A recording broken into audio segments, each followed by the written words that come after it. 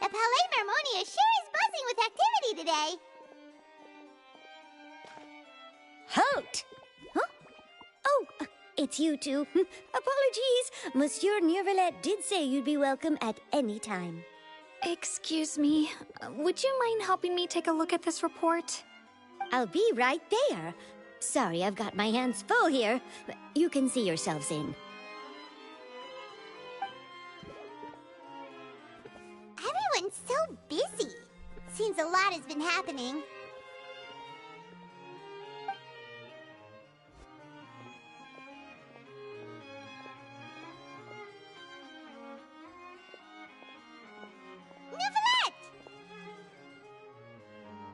Hello. You've come at the right time, but you'll have to wait for just a moment, as there are some urgent matters I must tend to first. In the meantime, please, have a seat. If you'd like to have something to drink, let the Melusine outside know. That's all right. We just ate. Very well, then. Let's take a break over there while we wait for him to finish his work.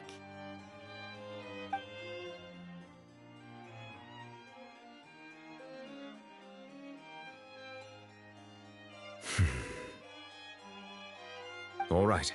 That should wrap things up for now. Are you done with your work? Yes, sorry to keep you waiting. Today should be the day you were released from the Fortress of Meripede, and it appears that you have managed to complete all the release paperwork. That's right, and we came here to see you right away.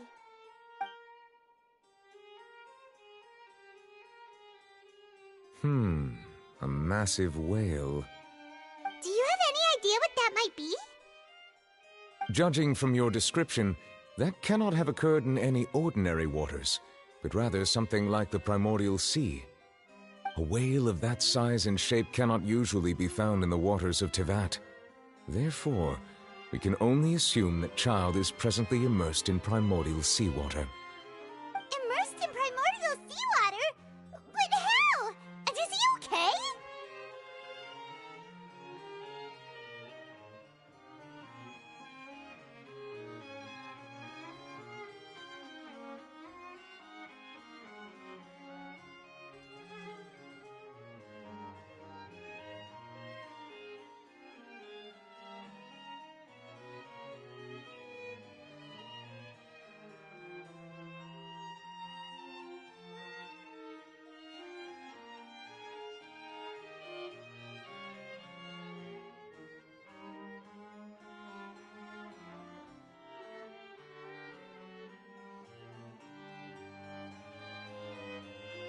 Most people wouldn't be capable of entering in the first place.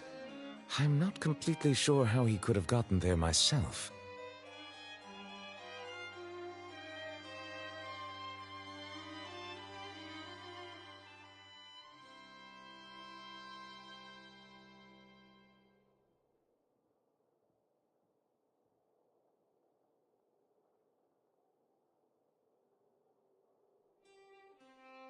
Yes? What is it?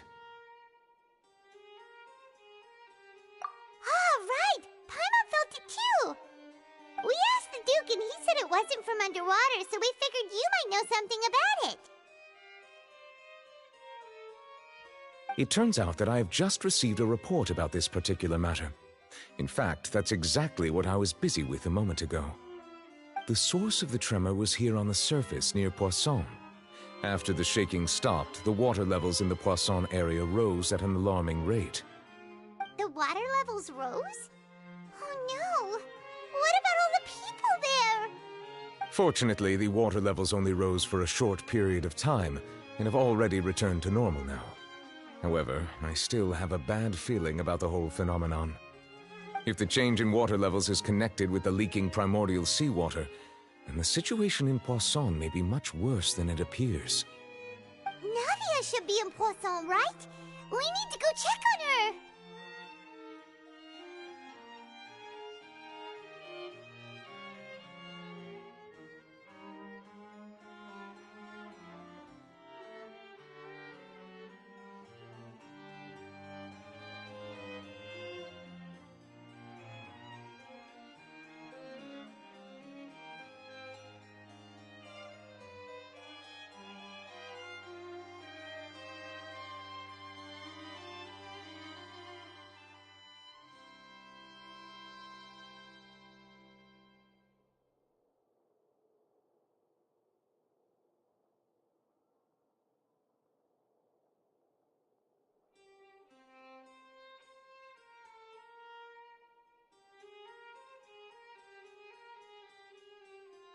I would also like to go there as soon as possible, but I'm afraid I can't leave just yet.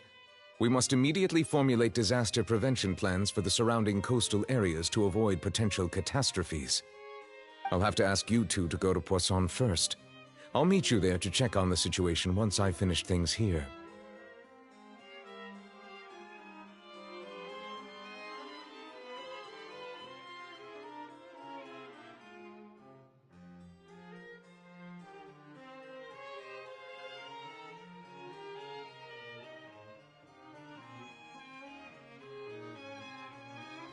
There's no time to lose! Let's get going! Please be careful.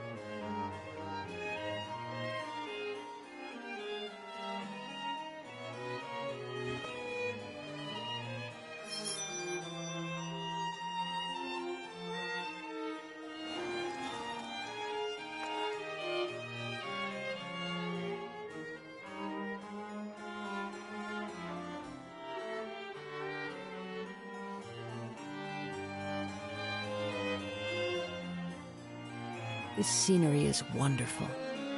Surely enough to convince anyone to become a wanderer.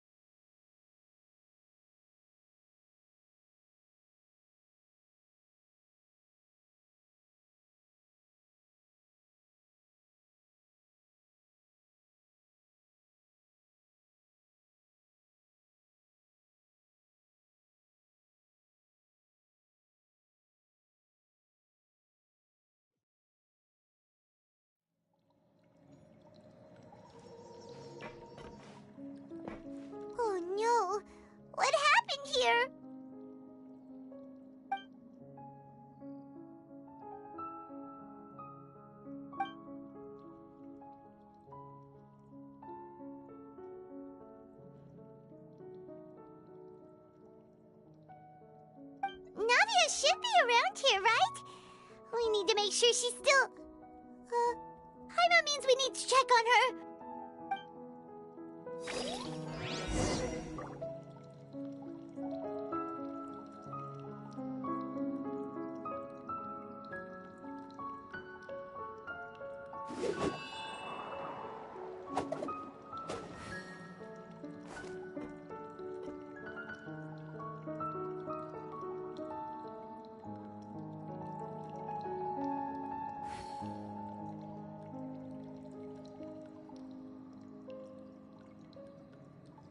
Wherever in this world I roam, I carry memories of my home. This blade, it is the last link I have to the land of my birth.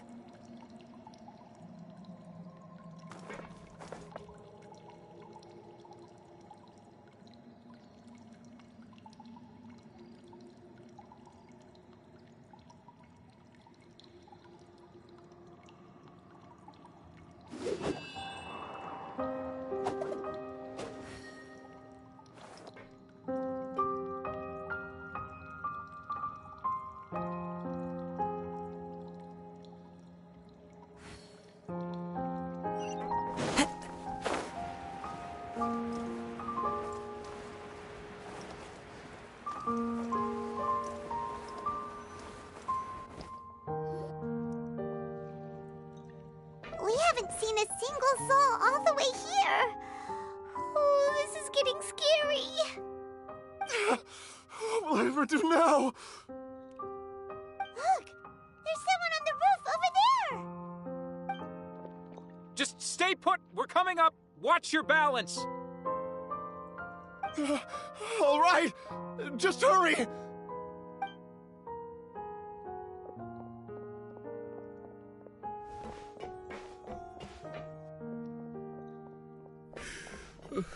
I'm not young anymore.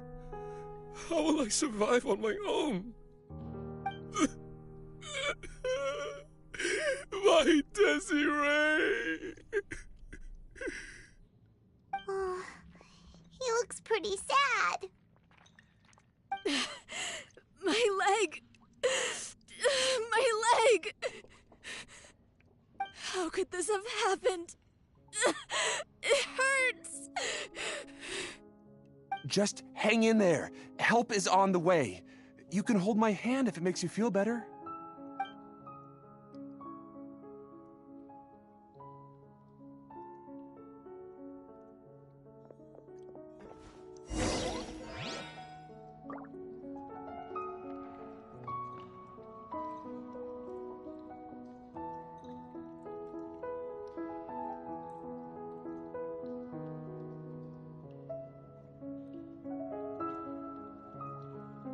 This scenery is wonderful.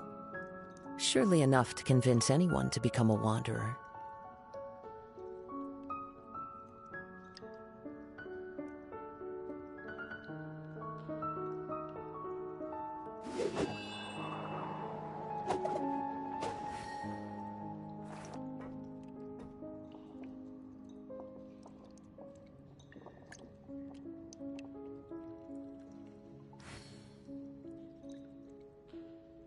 Wherever in this world I roam, I carry memories of my home.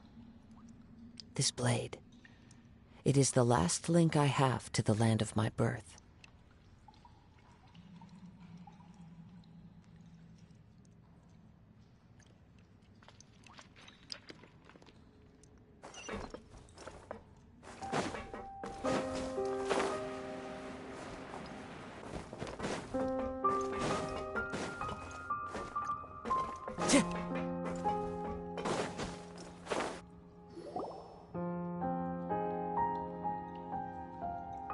Oh, it's Navia. She's over there.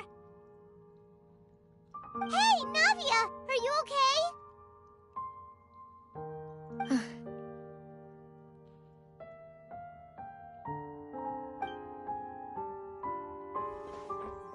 You're here. We heard there was a situation in Poisson, so we came as quickly as we could. Yes. As...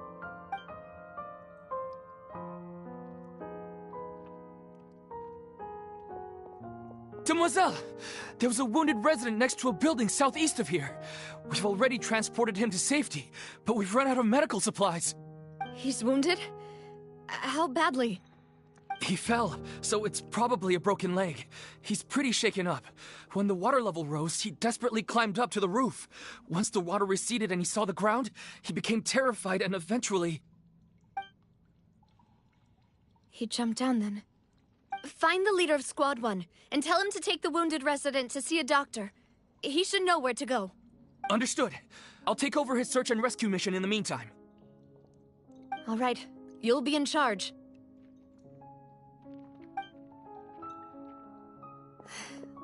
I'm sorry. Where were we? The situation in Poisson? Ah, right.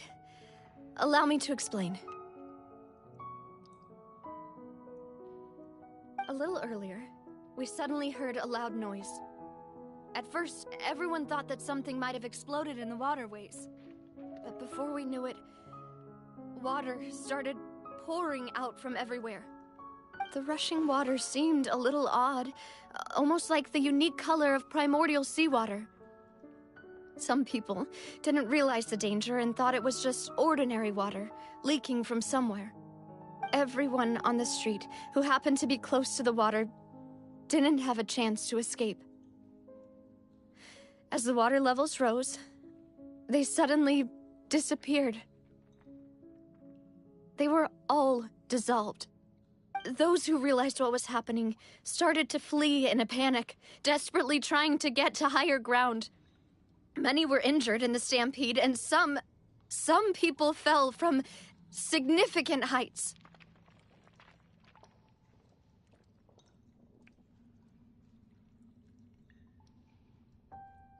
The Spina di Rosula initiated rescue operations as quickly as possible, but there have been a lot of casualties.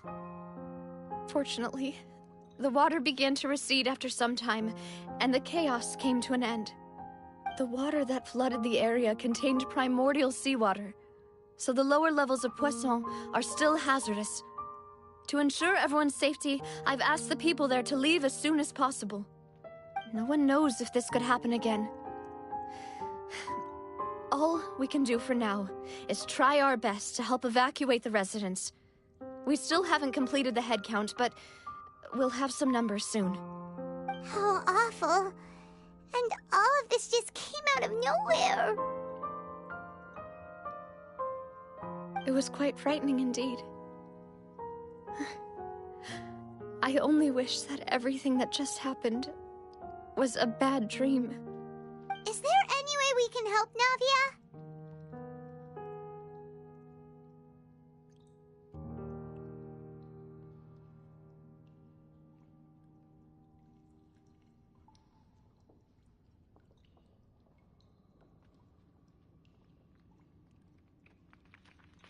Thank you for being so willing to help in a moment of crisis like this. You don't know how much it means to me. I really can't express how grateful I am.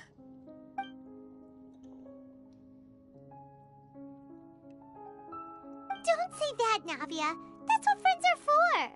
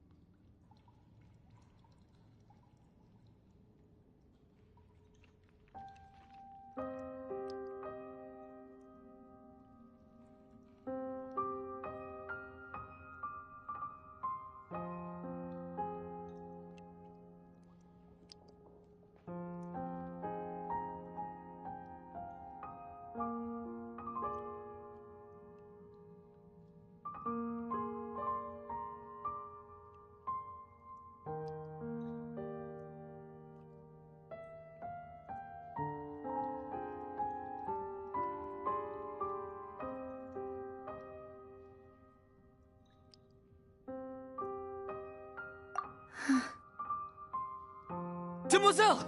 We've got a situation here! I'll be right there. Sorry, I need to go for now.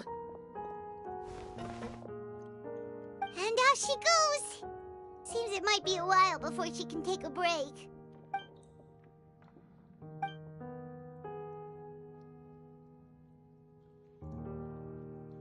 Okay, the wounded are being tended to, and we finished a preliminary head count.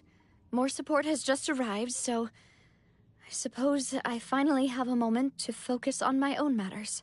Of course, we should remain ready for anything, and continue doing our best to rescue others. I'll be sure to have everyone at the Spina di Rosula ready to render assistance. Traveler, Paimon, would you two accompany me to my father's grave for a moment? Huh? Right now? Thank you.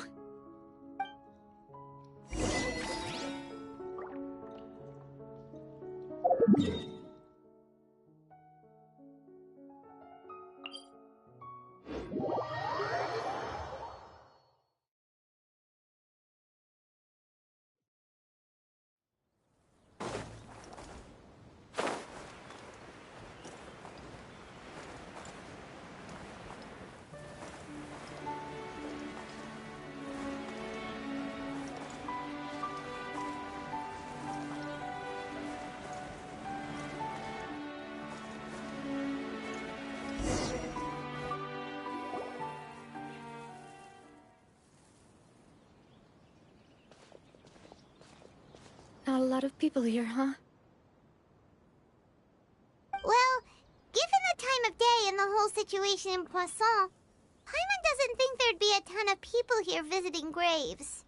Right. That's how things are now. The living are so exhausted that they've no strength to spare any words for the dead.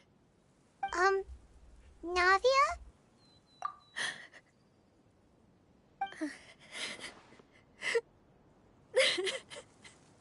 Navia, what's wrong? Sorry.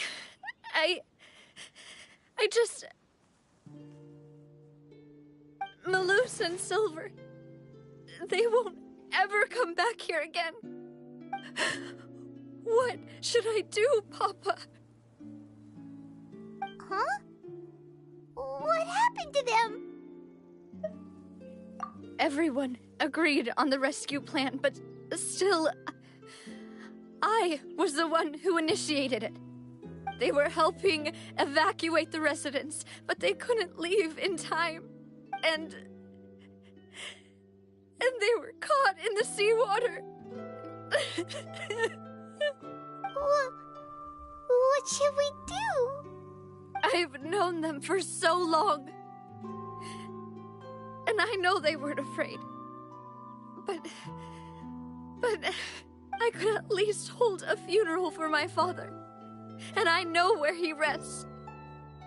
But as for Malus and Silver, they're just... gone. I just can't...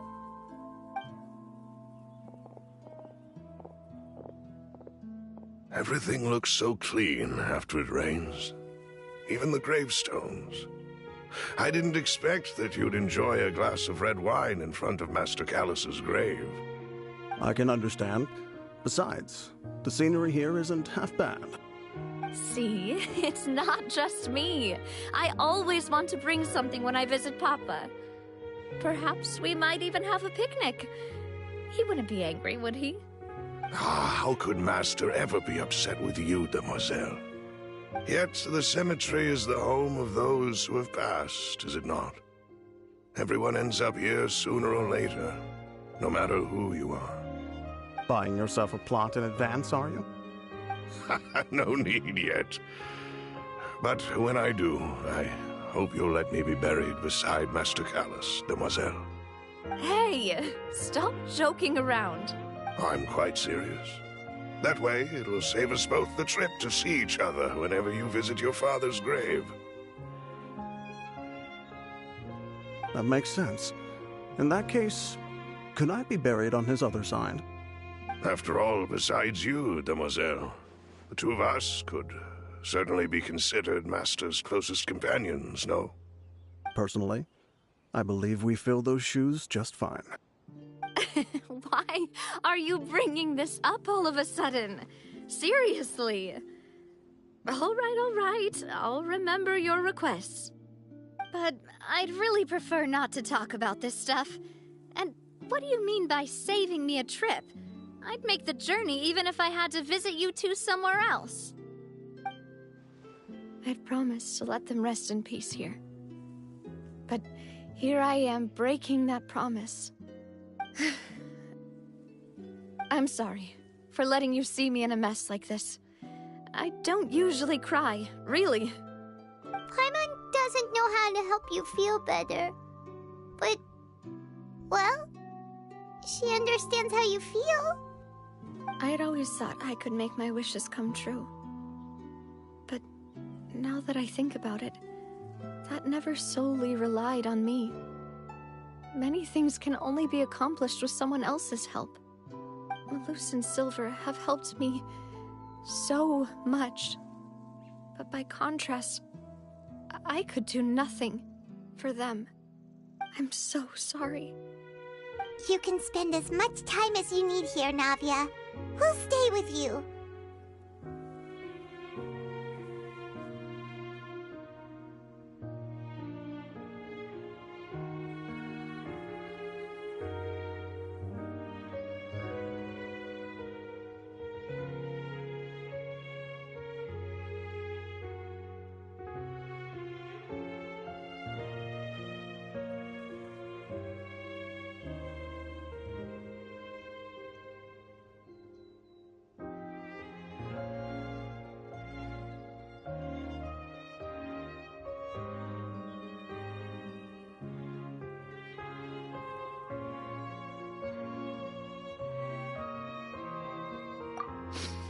Thank you.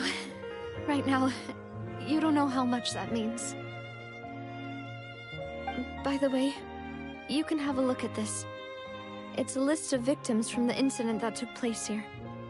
Obena, Khan, Burnett, Giverny, Francine, Karina, Daisy Ray, Joinville, Julianne, Esson, as well as Malus and Silver.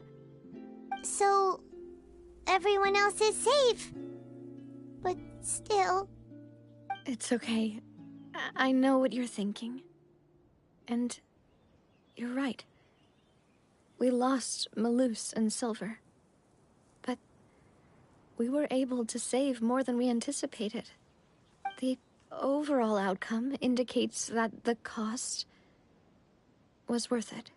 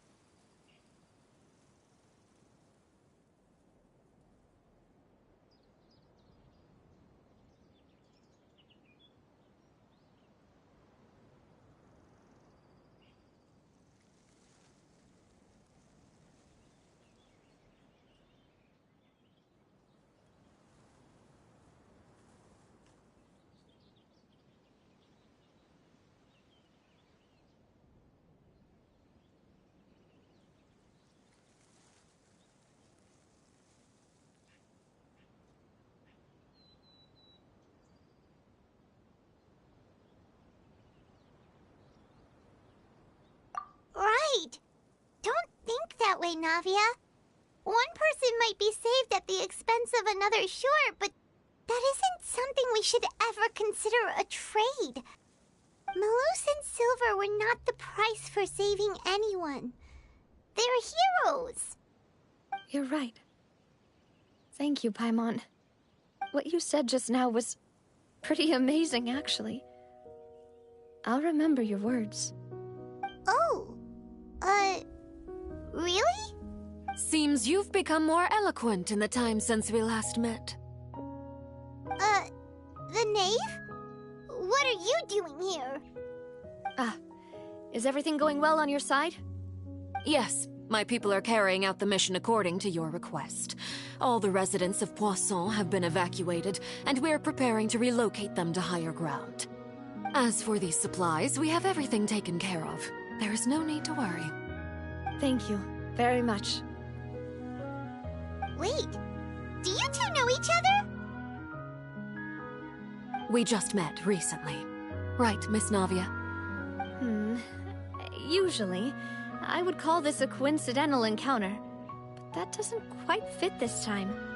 Besides, it never even crossed my mind that a Fatui Harbinger would come looking for me.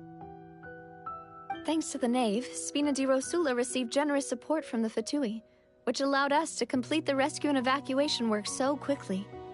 Mutual aid is essential to fostering positive developments. We were already in the area, in any case, so it was nothing. That said, I must say that you're a lot sharper than you let on. I'm sure you understand what I mean. I apologize for all the ways in which I tested you previously. We've never worked with a Fatui before, and it's extremely important for us to know who we're working with. My subordinates have reported that Fatui soldiers have been observing water levels and taking head counts in various locations. I hear that they've also prepared a large amount of emergency supplies. I'm quite surprised. This is nothing to brag about, nor do I intend to. It is simply the way of powerful organizations to act forcefully, whether they are doing good or ill. You've witnessed that firsthand, in any case. As I've told this traveler before, I know of the prophecy, and I intend to prevent the impending disaster. Lending your organization a hand was a natural first step in accomplishing that. As such, do not be troubled by this token of our sincerity. Perhaps one day, you'll also be able to help me in the same way. Without your help, there would have been many more casualties. I won't forget your kindness. Furthermore, I sincerely regret what happened to Malus and Silver. I only wish that my people could have arrived a little earlier to prevent this from happening. Don't say that. You and your subordinates did everything you could. As Paimon said, Malus and Silver didn't choose to sacrifice themselves for any specific person. And they weren't the price paid for other salvation. They chose to become heroes themselves. I've never liked hearing people put it that way. It's like trying to relieve pain by saying some noble-sounding words. But right now, there's nothing more suitable. They really did become heroes. You're right. I'm sorry for your loss, Miss Navia. Water is life to Fontaine's people, and it also spells disaster. It's no wonder that people always say that prophecies represent fate. Fortunately, I've never been one for such opinions. So, you're one who will try to change fate, then? Of course. That is why I'm going to Hotel Bouffe de Thé. I still have some things to take care of, and the children need my attention. By the way, Traveler, Paimon, one more thing. Alright, then we'll just... Huh? This isn't right. Paimon thought you would ask us to walk with you for a moment so you could tell us something in private. That is a clever and useful conversation technique, which I do like to use when necessary. But there's no need today. It would not hurt to have Miss Navia listening in. Traveler, I'm sure you remember that I said we could work together when we had the chance. You and I both know that there may be issues with the Primordial Sea. Previously, it was the fortress of Meripede's sluice gate, and this time it was the water levels in Poisson. These are both signals.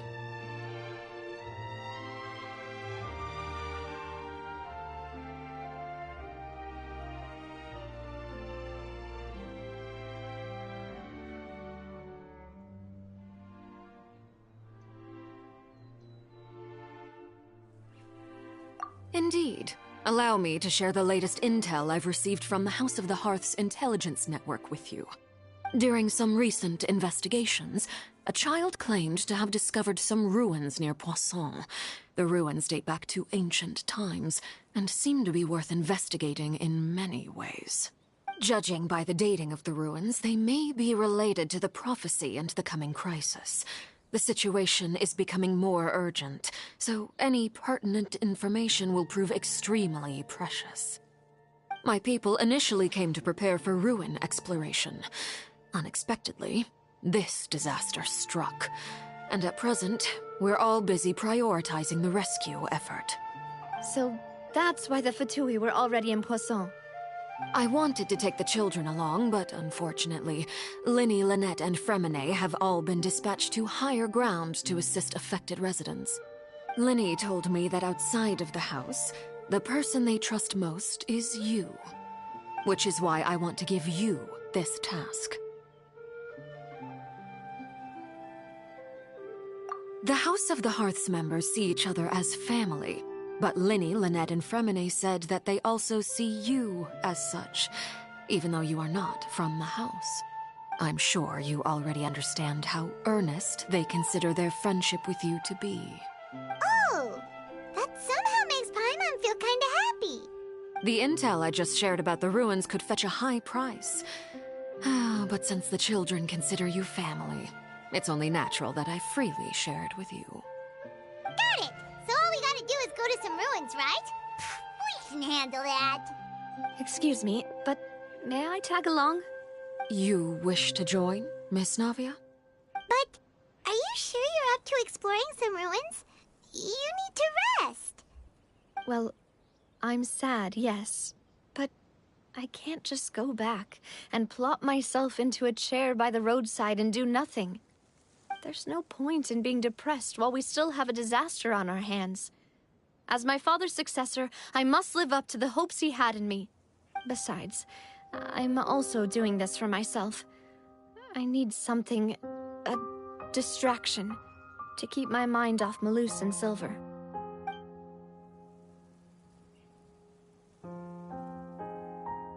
Since you put it that way, I have no objections. What do you say, traveler? All right. The ruins are to the south of Poisson. Here's the map. Okay, the three of us will handle it. Come on, let's pack up and get going.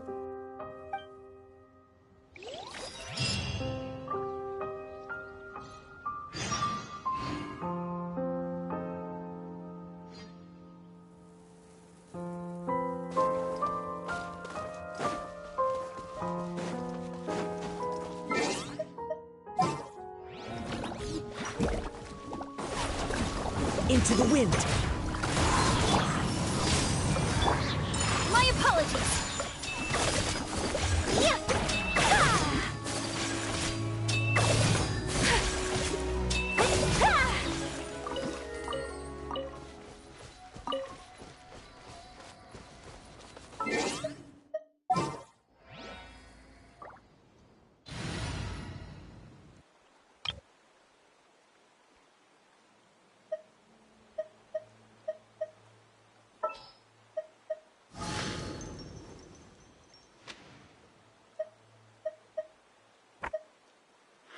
There are still so many places for us to explore.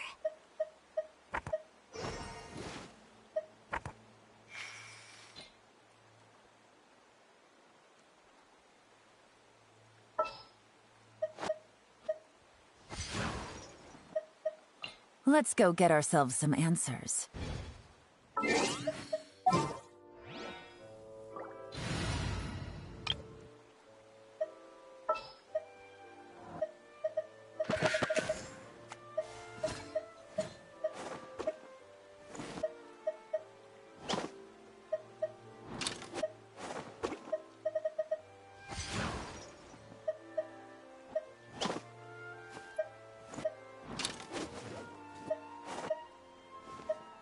Let's get this interview started.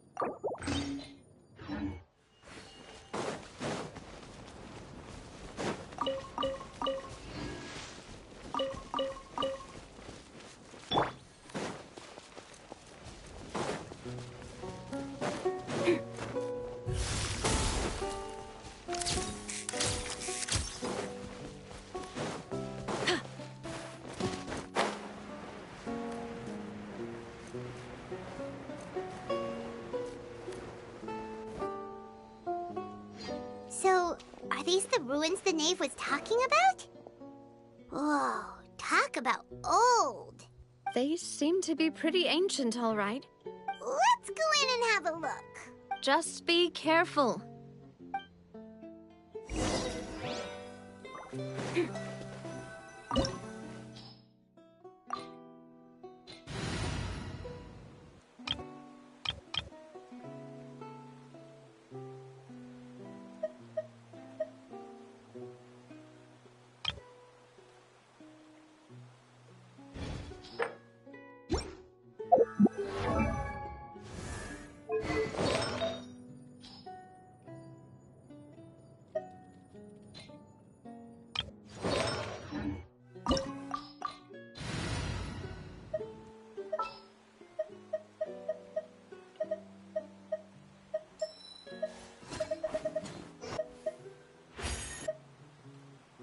The threads of your fate lie in my hands.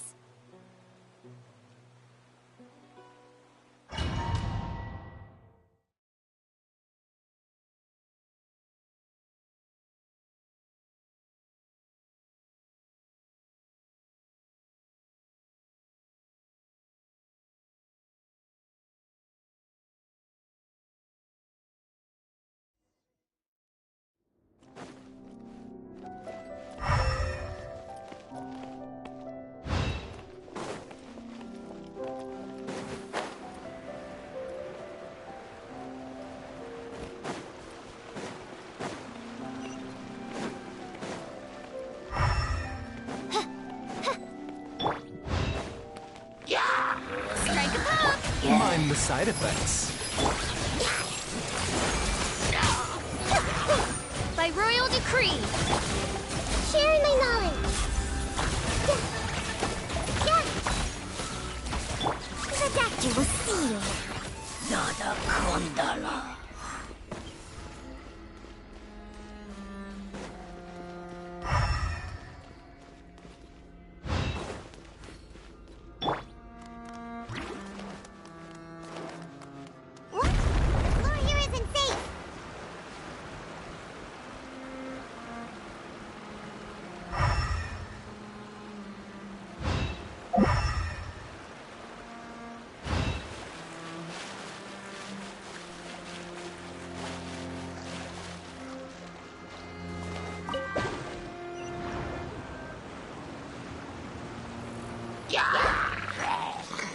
Everyone hold hands.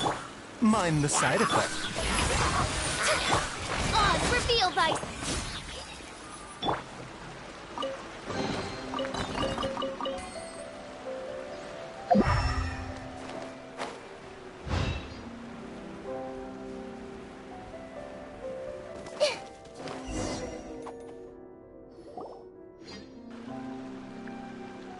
This place has also been contaminated by primordial seawater. Yeah. And a lot of it, too. A Fontainian would most likely dissolve the moment they fell in. Right! You can't go down if there's primordial seawater. It's too dangerous, and it won't be any help for you to just stay here. Don't get by my wrong. We're not saying you're useless. It's just that... No, you're right. I can't do anything in this situation. I'll leave this to you.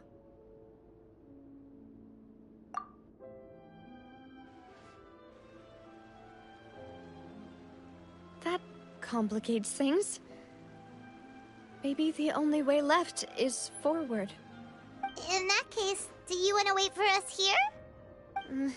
The water levels here are unstable, and there's a chance the water will rise.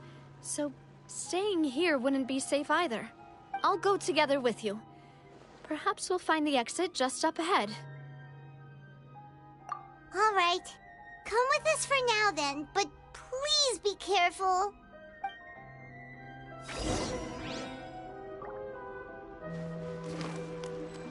Oh no, it's a dead end! Let's try climbing over from the side.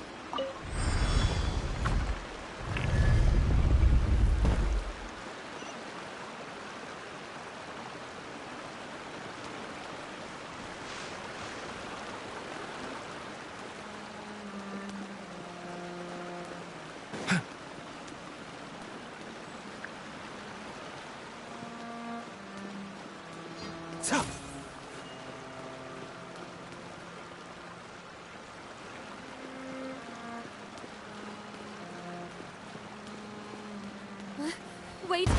There's something wrong with this bridge! Run for it!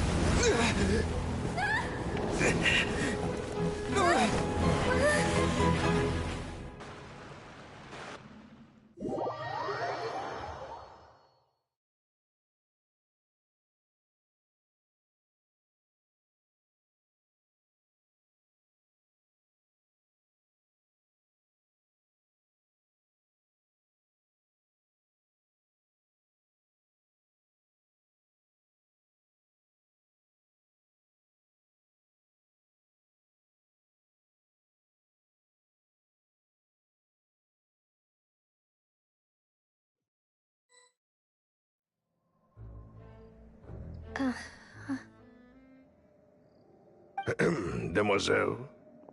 Huh? Demoiselle, what are you doing here by yourself? Would you be standing here till dark if I hadn't come to get you? Maybe she just wants some time to herself, Malus. Hmm? Oh. Was I sleeping? Yes, it would appear so. I must be tired. That's quite possible. However, you were the one that suggested we go out for a walk. Oh, right. I nearly forgot. It must have slipped my mind when I dozed off. I haven't had a nap today yet. Have I? This is a familiar feeling, yet something's a little strange. Is something the matter, Demoiselle? Oh, no. No, I'm fine.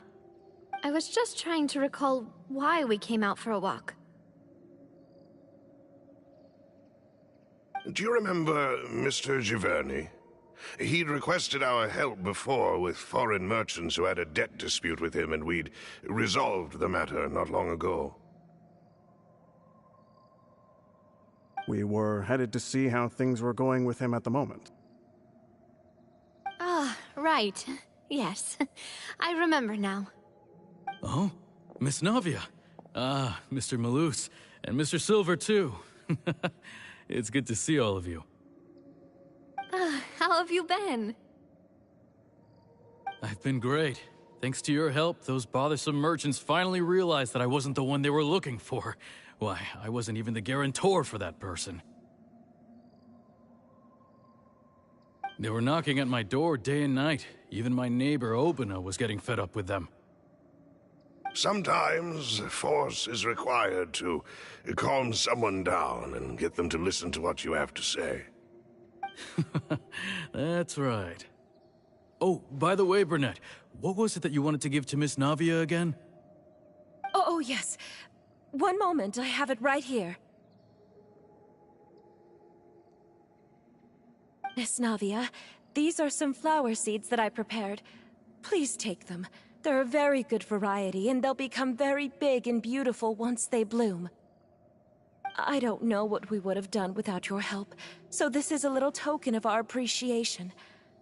I hope you won't refuse. Ah, did you cultivate them yourself? Thank you so much. I'll certainly take them. Malus, we do still have some empty flower pots at home, right? Why, we can have as many pots as you'd like, Demoiselle. Perfect. In that case, we'll swap out some of the decorative plants for some of Mrs. Burnett's flowers. Very well. Wait. Something seems to be off here. Excuse me, madam. If I'm not mistaken, your name is Burnett, correct? That's right. Is something wrong? No, it's nothing. This is the first time we've ever met, but your name seemed familiar to me. I must have heard it when I was discussing things with your husband previously. I've heard this name before. Sometime recently, I'm sure of it. And why are there so few people around here? Where did everyone go? We must mind the time, demoiselle. We still have important things to attend to today. Huh? We do? Like what? Well, now, did you forget? Miss Navia, here you are. I've been looking for you. Please, come to the Opera House. Your trial is about to begin. My trial? Wait, why would I need to go to the Opera House? Yes, she's right, demoiselle. It's just about time now, so we should get going. Oh? All right then.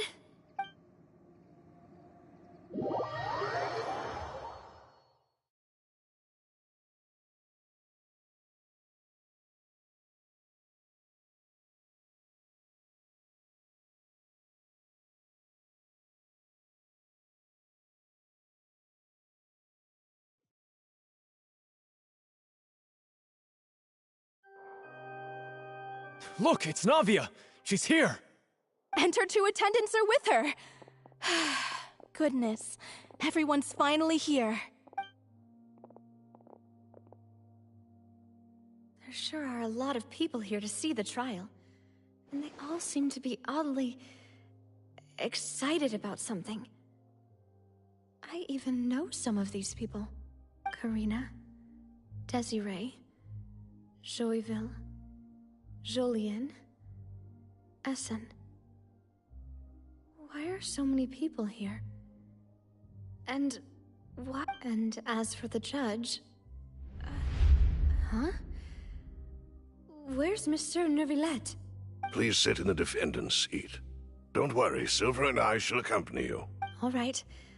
But are you sure you can stand behind me? Typically, it wouldn't be allowed, but today is an exception. Hey, what kind of place do they think this is? Come on, do they have any idea what they're doing? Seriously. Enough with the whispering!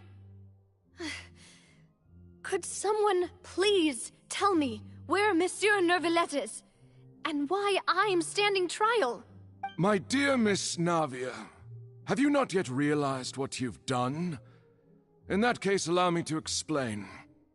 As all here know, you are Master Callus's successor, the head of the Spina di Rosula, someone held in high regard by every soul in Poisson. After you took over the Spina, you treated all of us just like the late Master Callus had. If anyone in need reached out to you for help, you responded. Not only you, but your butler, your subordinates, nearly everyone in the Spina di Rosula fought for the well-being of those in Poisson. Wait a moment. Aren't you just proving that I'm a good person? Yes, correct. Absolutely right.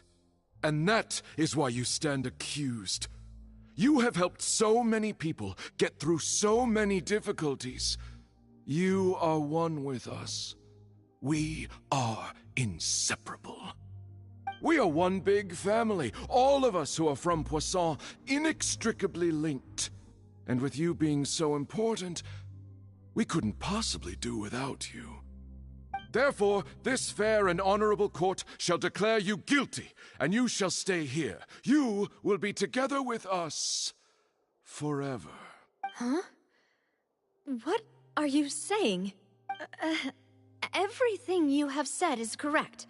I have indeed done a lot for my hometown, and I would be willing to be with you all, but what is the purpose of having me stand here like this? What is there to discuss? Ah, well, if that's what you think, then I have no further comments. How wonderful, Miss Navia! I know all these people. Why are they laughing? I seem to remember now. Yes, I get it. This trial is... Wait just a moment. This isn't right! Malus? What was that, Mr. Malus? Our conclusion is very clear and unanimous. Let the court judge her now. She's guilty! Stay here, Navia! You're one of us!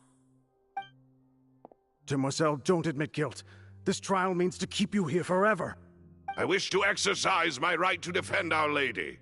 Mistress Ronville, you only know of Navia's goodness, but nothing of her utterly independent mind. She was born a free and independent spirit. She has never been tied down by anything. Indeed, even the death of Master Callus couldn't stop her. Her actions cannot serve as proof that she identifies herself as part of any group. She merely acted as an individual, extending her hand to help others. Please do not mistake her actions as being otherwise.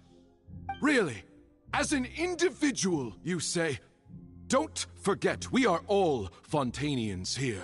This is the nation of justice, the nation of Hydro. Even if Miss Navia only voluntarily rendered her assistance, that doesn't change the fact that her beautiful soul must return to everyone. Water accepts all, blends with all. It will surely accept her kindness. Everything is measured here in the nation of Hydro, and in the end, everyone shall meld together. Thus, when a unanimous opinion emerges, that opinion represents justice. Now, I speak for everyone. Our opinion is consistent. Navia should stay. We and Navia are one. And you would call this justice? Preposterous. You are merely jealous that Demoiselle still has a chance to exist as an individual. Have you forgotten how much you all once longed to become individuals, to become independent? Do you mean to defy our justice? If your justice is flawed, then why should we acknowledge it? As you said, we can also have our own justice.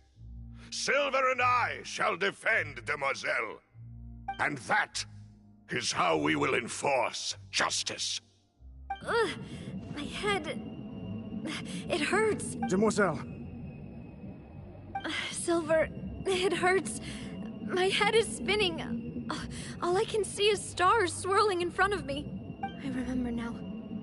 Everything that seemed odd from the very beginning. Karina, Desiree, Joyville, Jolien, Essen, and Mr. Giverny and Mrs. Burnett, who we met earlier. Even Malus and Silver. I don't want to admit it, but they're all dead. Don't be afraid, and don't admit guilt. We will protect you to the very end. Absurd! Who are you to say that she cannot be judged? We are the majority, and in the nation of trials, the majority is absolute justice. We are the will of all. Don't let them escape! We shall keep Navia here with us! Mr. Malus and Mr. Silver, must you be so stubborn? How could the two of you possibly hope to stand against the collective? Do not resist. This judgment is fair and just. Navia belongs to us. After all that happened, she should not be left alone in Poisson.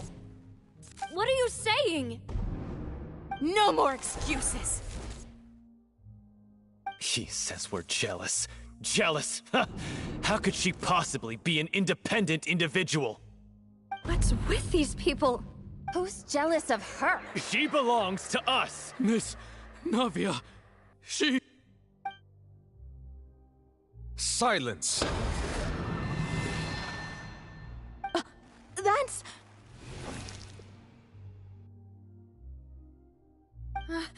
Monsieur Neuvillette! Such commotion is prohibited in the court. The accusations you just presented are nonsense and cannot constitute a proper trial. The court will adjourn for the rest of the day. In this, I shall hear no objections from any unauthorized party. Our thanks, Monsieur Neuvillette. Please leave with me, Miss Navia, while there is still time. But... Go on now, Demoiselle. This is your only chance to leave this place. What, can't bear to leave us behind or something? Malus. My apologies. I couldn't resist making one little joke once I realized that this shall be our last goodbye. Malus. Silver. Quickly, you must come now. Goodbye, demoiselle. Farewell.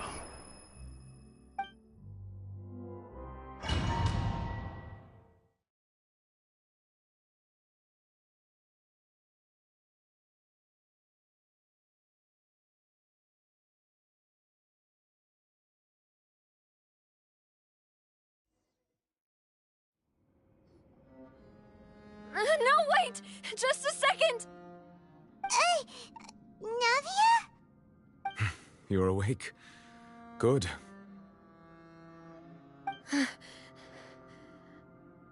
I must have been dreaming.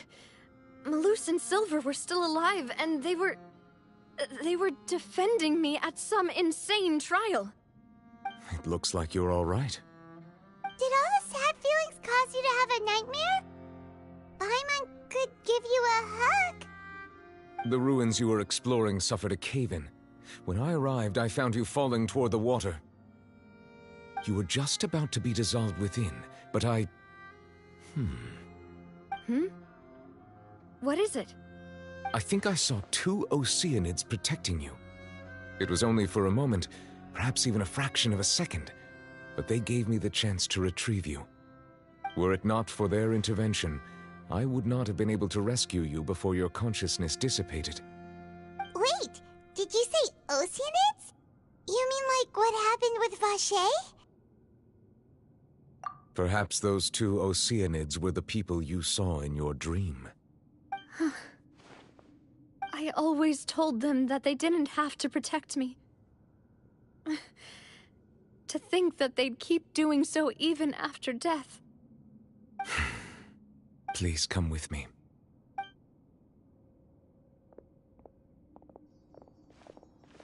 Neuvillette, are you okay? Oh, I am quite all right. Perhaps there's something we could chat about? Why do you look so stiff all of a sudden? Oh, Paimon knows. You're the type who feels awkward when there's nothing to talk about, right? I merely thought that we should give Navia some time to herself. Huh? Why didn't you just say so then?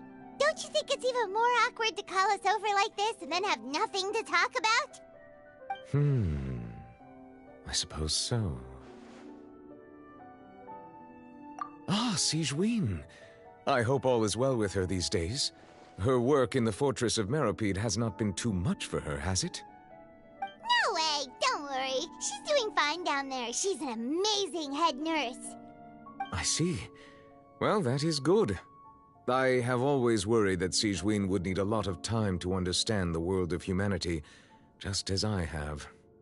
Oh, and the Duke also says hi! Even though Sigewinne made him do that. He hopes that you haven't been overwhelmed by all that's happened lately.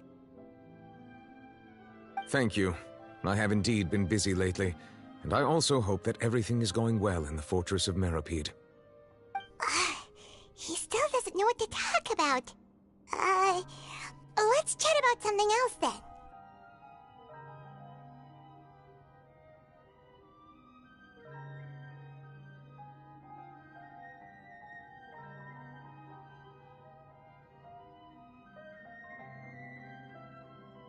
So, Neuvillette, you're probably quite the swimmer, huh? Yes, of course. This isn't going anywhere. Let's try something else. How did you find these ruins? Did the knave tell you? Yes, in fact. I had arranged to meet you in Poisson, but when I arrived, I discovered that the Fatui were helping the residents evacuate. They had even transported a large quantity of supplies to the area. Amid my astonishment, I ran into the knave, and we had a chat. She informed me that she had asked you to investigate the ancient ruins here. Yeah, we originally planned to meet up with you, but we thought you might still be busy with all those official documents. We didn't think exploring the ruins would take very long, and who would have thought you'd wrap things up so quickly?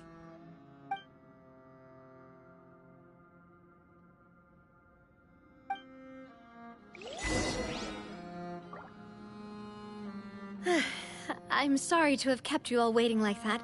I'm feeling much better now. I guess we should get going again. Will you come with us, Monsieur Neuvillette? Yes, if you wouldn't mind my company. All right! Another one joins the party! Let's get going then!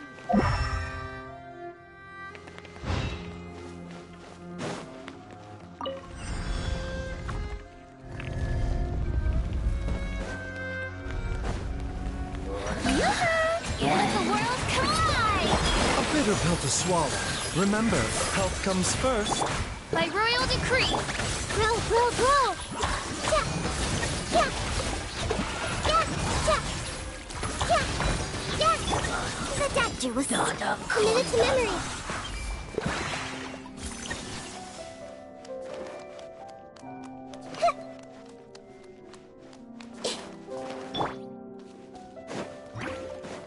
Oh no!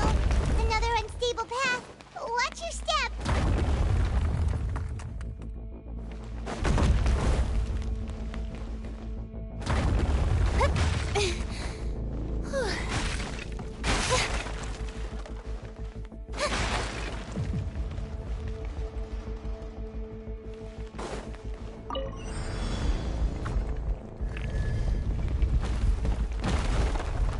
Watch out! There are rocks falling over here!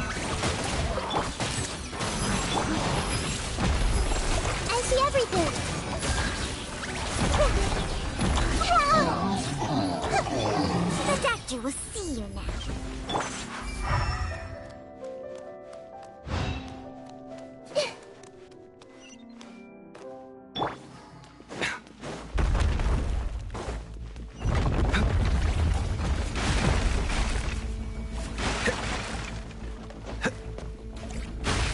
Seems we're almost at the top. Keep it up!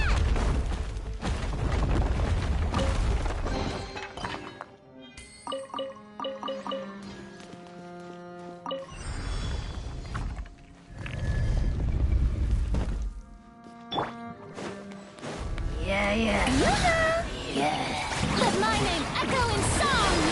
Taking a turn for the better. The Temple of Wisdom! By royal decree! One shall descend once again. Am I...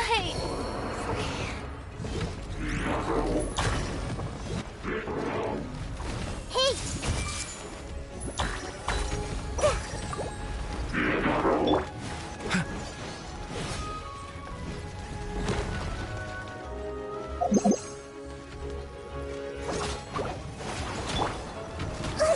Earlier!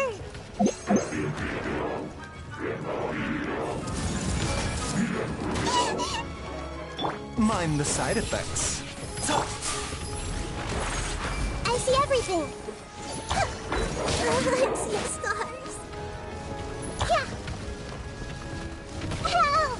Ouchie! I'm sorry, Chung Chung.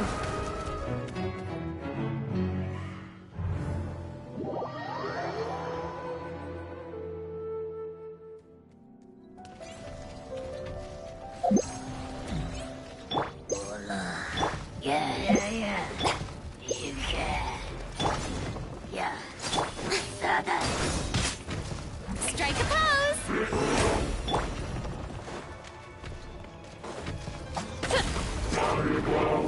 Oz revealed thyself! The doctor will see you now. I can't. Grow, grow, grow!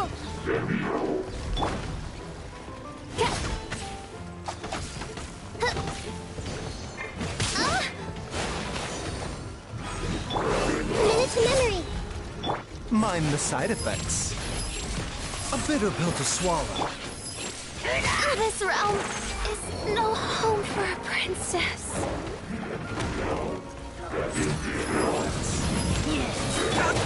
The show begins. Make yourselves at home.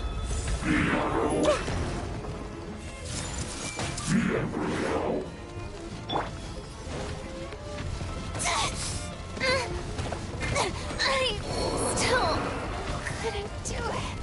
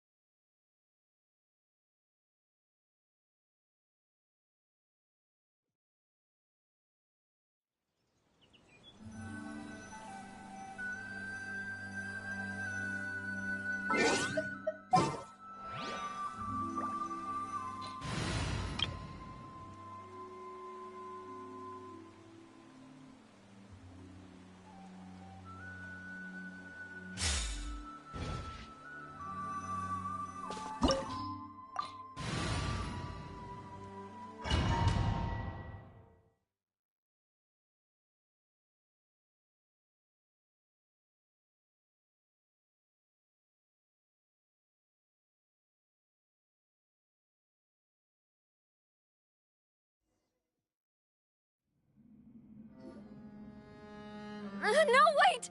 Just a second! Navia? You're awake? Good.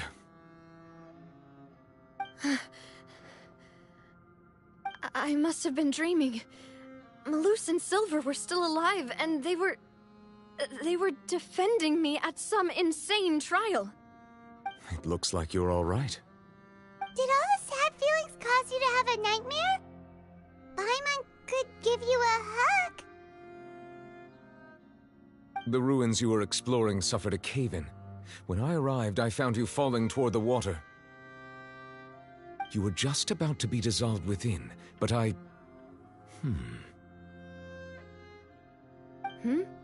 I think I saw 2 Oceanids protecting you. It was only for a moment, perhaps even a fraction of a second, but they gave me the chance to retrieve you. Were it not for their intervention, I would not have been able to rescue you before your consciousness dissipated. Wait, did you say Oceanids? You mean like what happened with Vache? Perhaps those 2 Oceanids were the people you saw in your dream. I always told them that they didn't have to protect me. To think that they'd keep doing so even after death.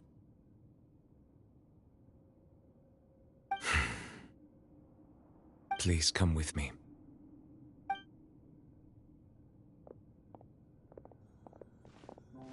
Neverlet, are you okay?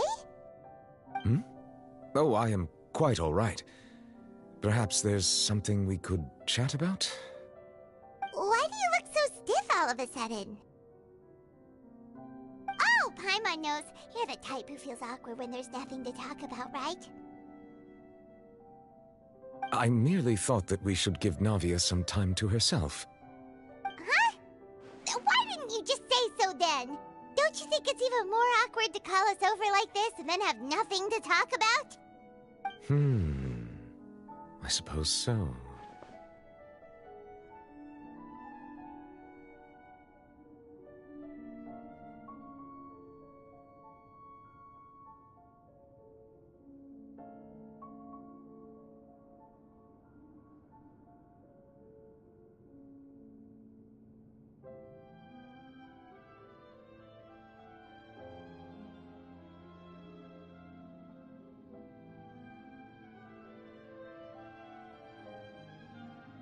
Ah, Sigewinne.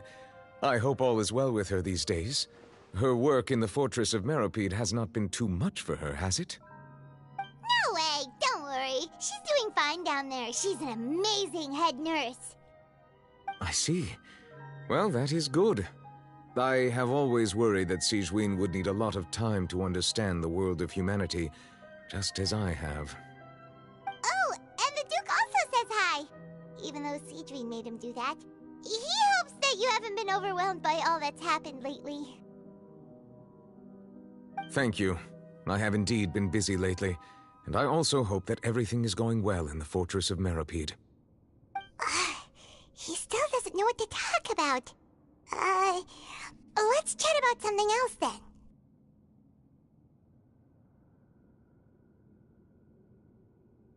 So, Neverlet, you're probably quite the swimmer, huh?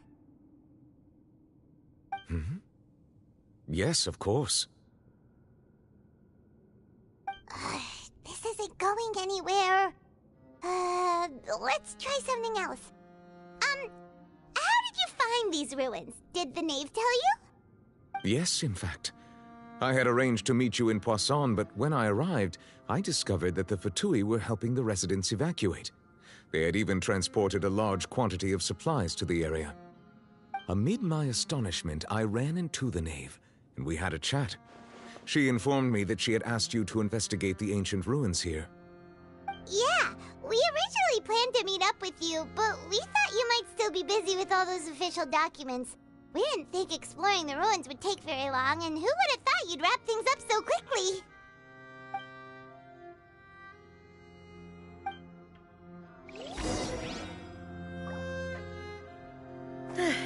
I'm sorry to have kept you all waiting like that. I'm feeling much better now. I guess we should get going again. Will you come with us, Monsieur Neuvillette? Yes, if you wouldn't mind my company. Oh, right! Another one joins the party! Let's keep going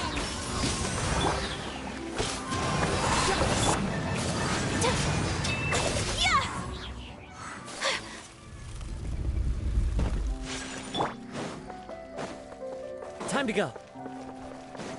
Oh no, another unstable path. Watch your step.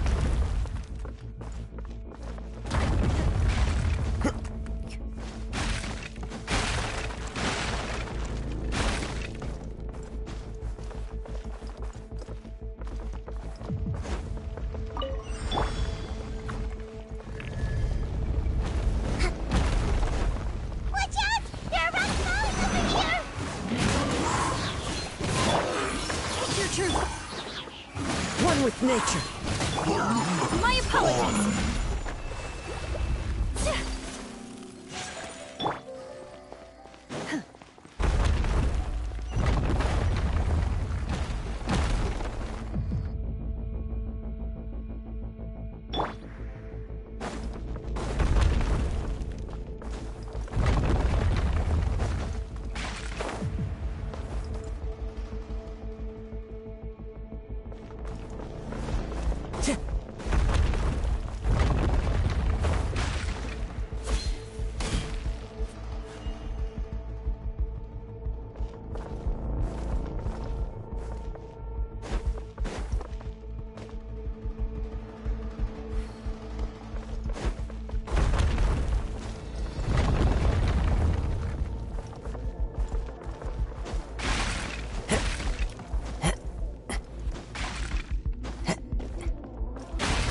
We're almost at the top. Keep it up!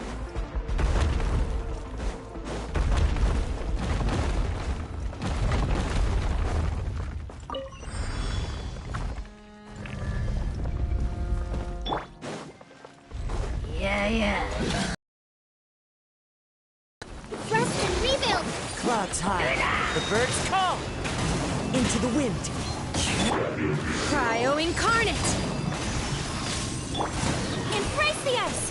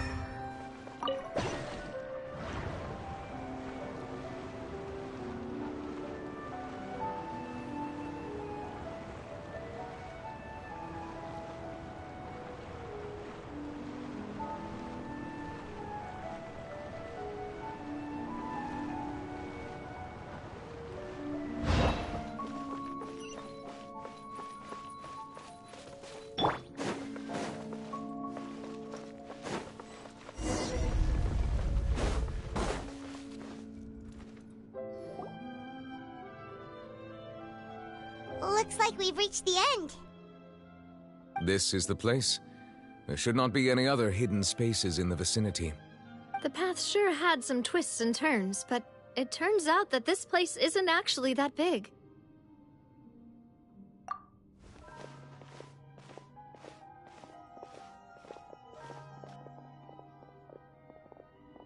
Stone slates. It seems like they were put here as an offering. Could we take them down and have a look? Perhaps we should just leave them be for now. There are 4 locations in total, but only 3 stone slates. The slate that should be in the first empty spot is missing. The surrounding walls also show signs of damage. There's something written below. Let Paimon see. Reason dictates that this nation be destroyed. I shall record the history of its future here in its past. Say what? It feels like someone left these slates and these words here for a purpose. But does he mean that Fontaine should be destroyed? That would fit the circumstances dictated by the prophecy, yes. Indeed, the slate's contents correspond to it. Take the second slate, for example. There's a person kneeling here. She seems so dedicated. And there's a whole bunch of other people behind her doing the same. She's facing this... what is this? Some kind of island in the sky? And is that Lady Farina in the third image? Did the Hydro Archon fall into the water? And is that a ring of people around her? Paimon doesn't quite get it. Are they all in the water? The fourth image. I know this one. This exactly matches the content of the prophecy. The people will all be dissolved into the waters, and only the Hydro Archon will remain, weeping on her throne.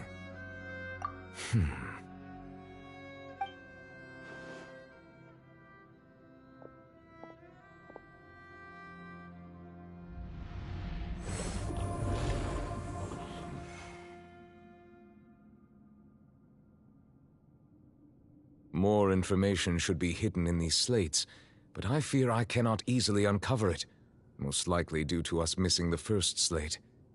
I am very sorry. Don't blame yourself, Monsieur Neuvillette. Deciphering ancient stone slates isn't one of your duties.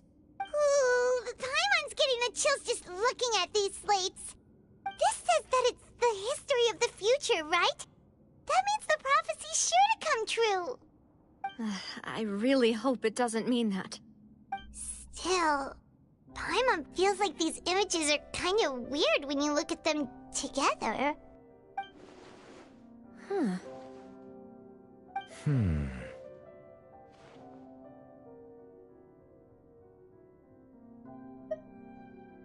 That's right!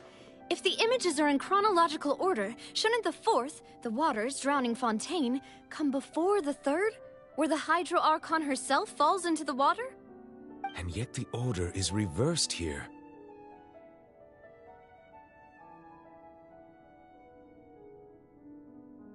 If we go by timing, Lady Farina only emerges in the third image. That means that the person in the second image might be the previous Hydro Archon. Egeria, then. I had never met her, but her appearance here does match the records. The previous Archon kneeling before the floating island in the skies, as if confessing a sin. Did she herself commit that sin? And if not, why would she be in such a posture? Also, I'm still wondering why these ancient stone slates are here at all. Judging from their contents, could this place be the origin of the prophecy? Does that mean that someone, or some people, once saw these slates? But who would have created these slates and left these words here? It seems that any further clues will have to come from Farina. In that case, there's no time to lose. There's nothing else to be gained here, so let's head back first. Yeah, we better get somewhere safe for now.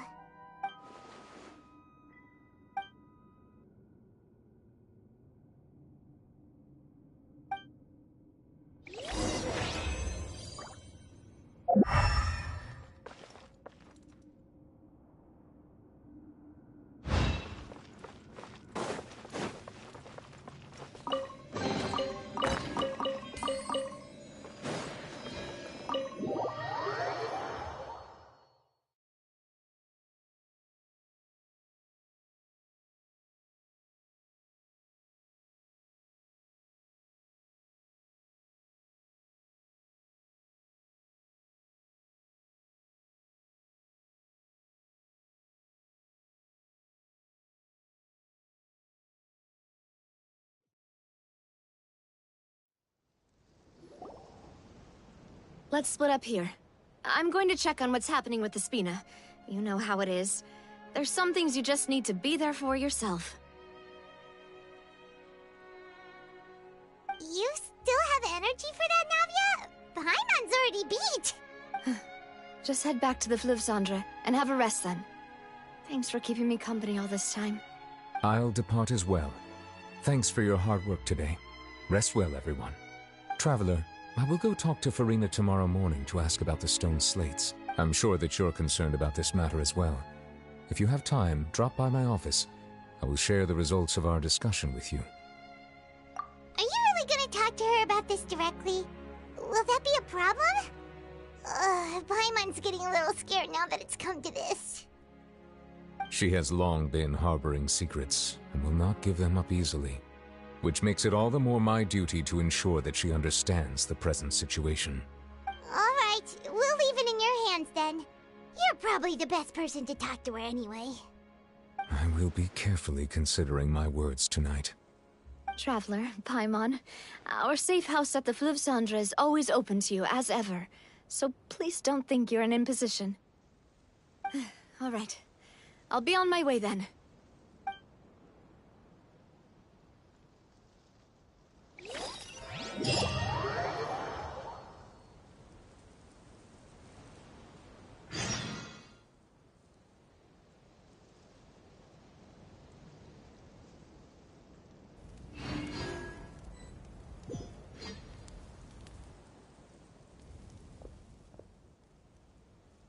Welcome back. We've got a special menu prepared for you two tonight.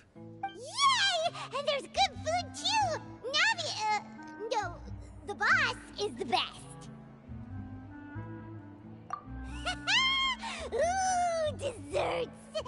Nice, these are all Paimon's!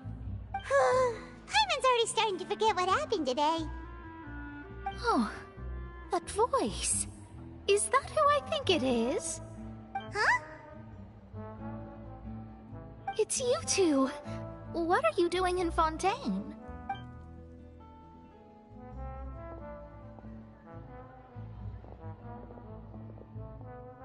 Mona?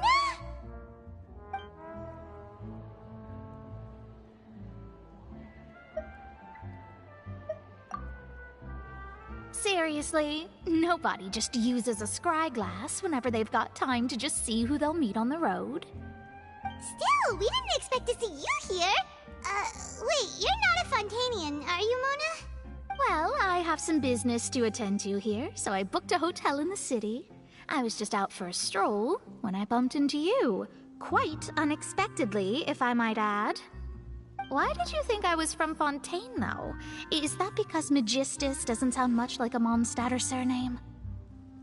Yeah, let's go with that. Well, I used to have my own surname, which was, well, some other thing. Either way, the old hag told me when she took me as her disciple that the first step to being a great astrologist's pupil was to change that name. There was nothing for it, really. She really is amazing at astrology, so I changed my name to what it is now according to her wishes. To my surprise, however, Magistus is not the name of some ancient house or clan. It isn't? Nope. Although it is used by us in place of surnames, it generally just means great. Wow! Imagine including a boast in your name. Wait, are you gonna have to put that into your genealogy as well? I reckon so. In any case, I'd give my disciple a name like this as well, if I were to take one.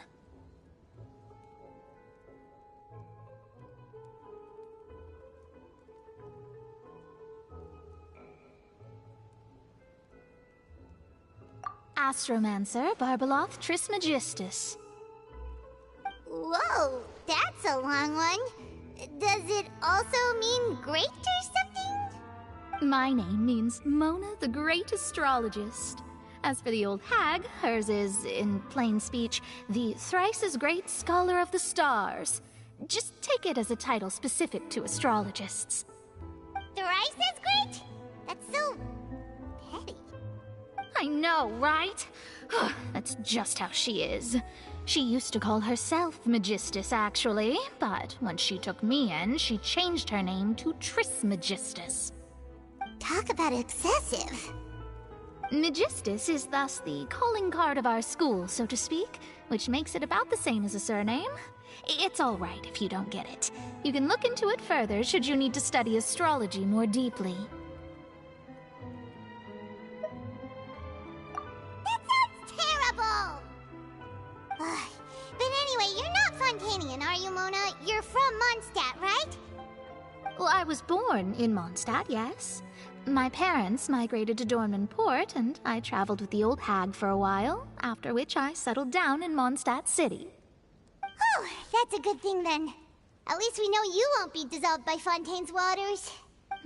Speaking of that, I'm sure you're aware that a bunch of things have happened here in Fontaine, right? I know you're not a local, but I'd avoid getting too close to any water that looks strange all the same.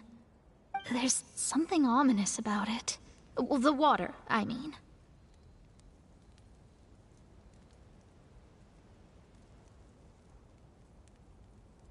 That was the main reason, yes. Just a while back, the Steambird invited me to take part in a panel and speak about the circulation of the prophecy as an astrologist. The invitation was sent quite early on. I don't think anyone expected Fontaine to be in this much trouble. What do you make of that prophecy, Mona?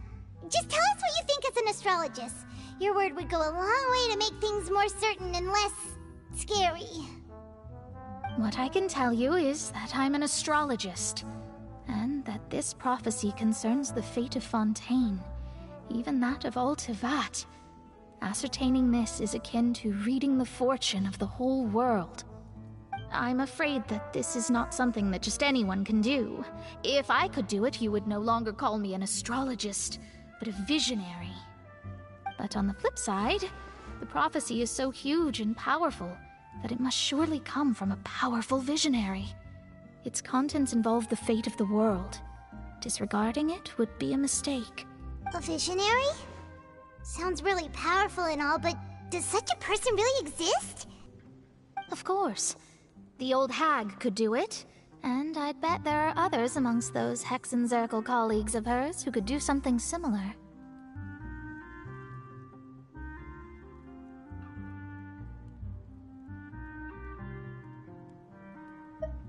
Huh? Are you sure? All right, I'll help you. It isn't often that I see you with such a serious look on your face. I'll tell you once I hear back from her. Thanks, Mona! You're amazing as always! Oh, well, this is something only I can do after all. So yes, your praises are quite welcome. That's the greatest of astrologists for you! Of all the people we know, you know the star's the best! Indeed, indeed. That's the spirit.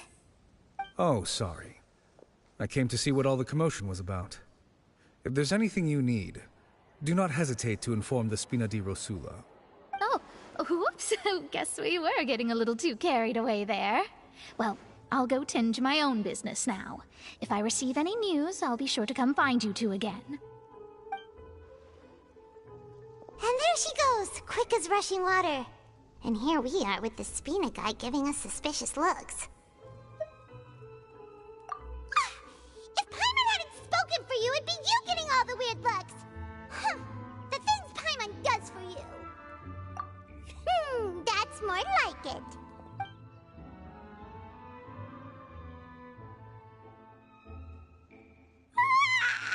Good morning. To be honest, Paimon's still feeling kind of sleepy. But it's time to get up, Traveler. We agreed to go see Neuvillette, so let's pack it up and get going.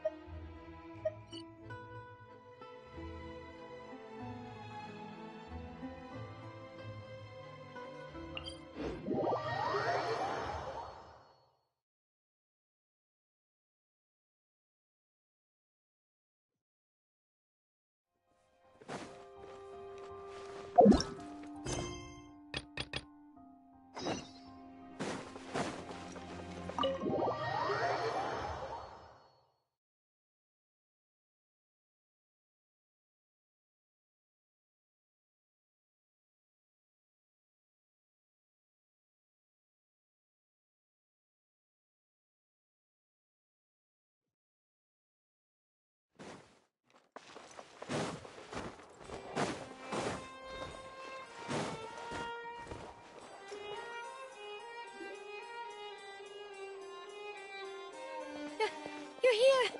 Finally! something wrong? Monsieur Neuvillette and Lady Farina, they seem to have gotten into a dispute. Please go see for yourself.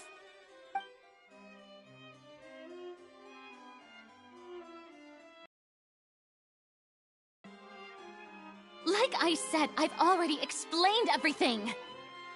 And yet the problem has not been properly solved. There is little space. Please, tell me where you stand. You are the Hydro Archon Focalor, are you not? Look at this. This is a list of the victims from the recent Poisson incident.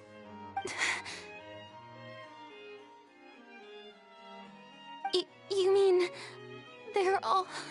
We did not arrive in time to avert this disaster, and I will not have it happen again.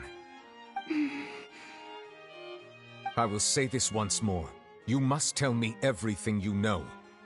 Yesterday, I found 3 stone slates in some ancient ruins near Poisson.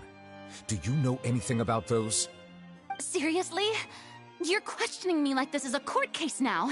I don't know anything about that. But you found them in some ancient ruins, you say?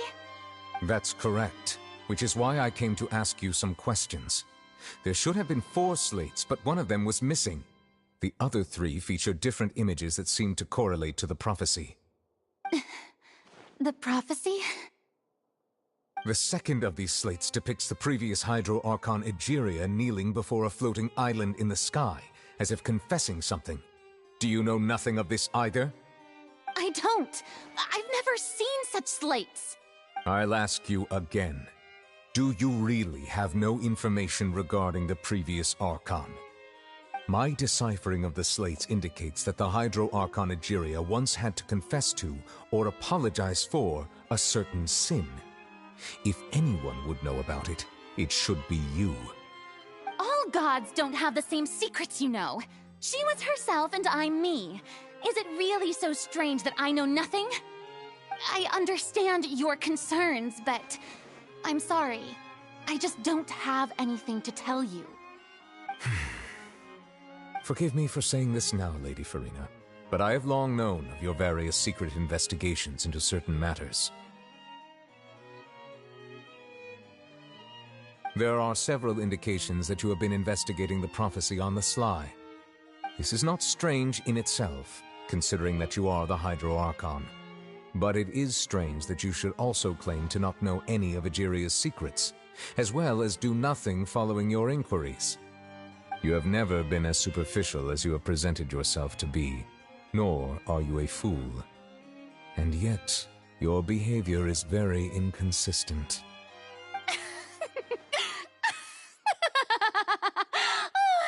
So you've been watching me all this time, have you? I didn't think you were that type. You... Well, since you know about my secret investigations, then you should know I'm actually working to take care of it. There's no point questioning or suspecting me. You're the Eudix, but you're still my subordinate. You should be following my lead. Just trust in me. You're Archon, and do as I say. Never mind whether you can truly convince yourself to or not.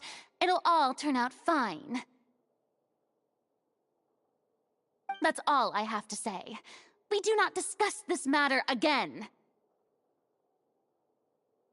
Oh, the opera's about to start. Toodles!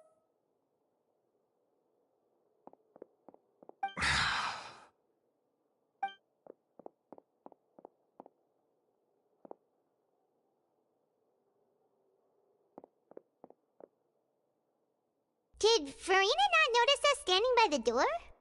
Wonder what's up with her. She was smiling. She didn't seem in the mood to care if we were listening in or not. I assume you've been outside for a while now? Oh! You noticed! Seems Farina didn't even realize we were here.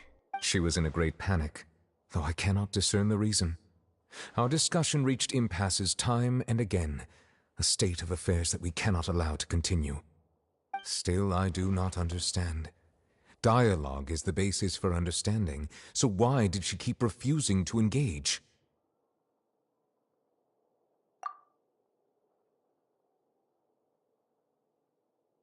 Everyone in her inner circle has noticed that she is hiding some secret. The issue is her attitude. I fear that she will not reveal anything unless absolutely forced to. We may have to create a situation in which she will have no choice but to speak. Oh? Like what?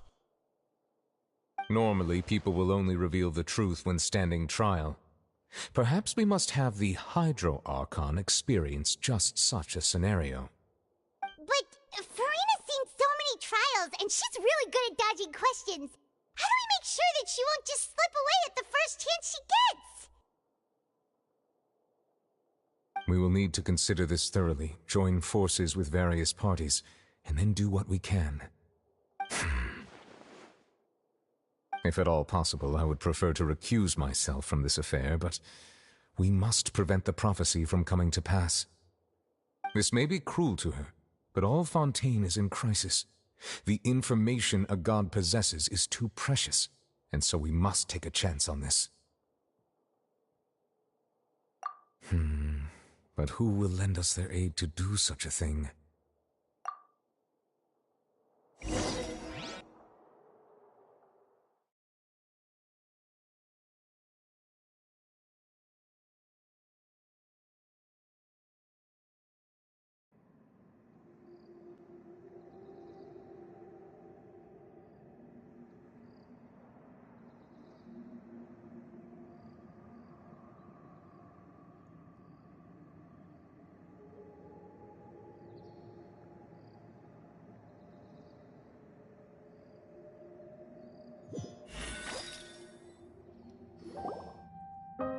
Well, that's everyone, huh?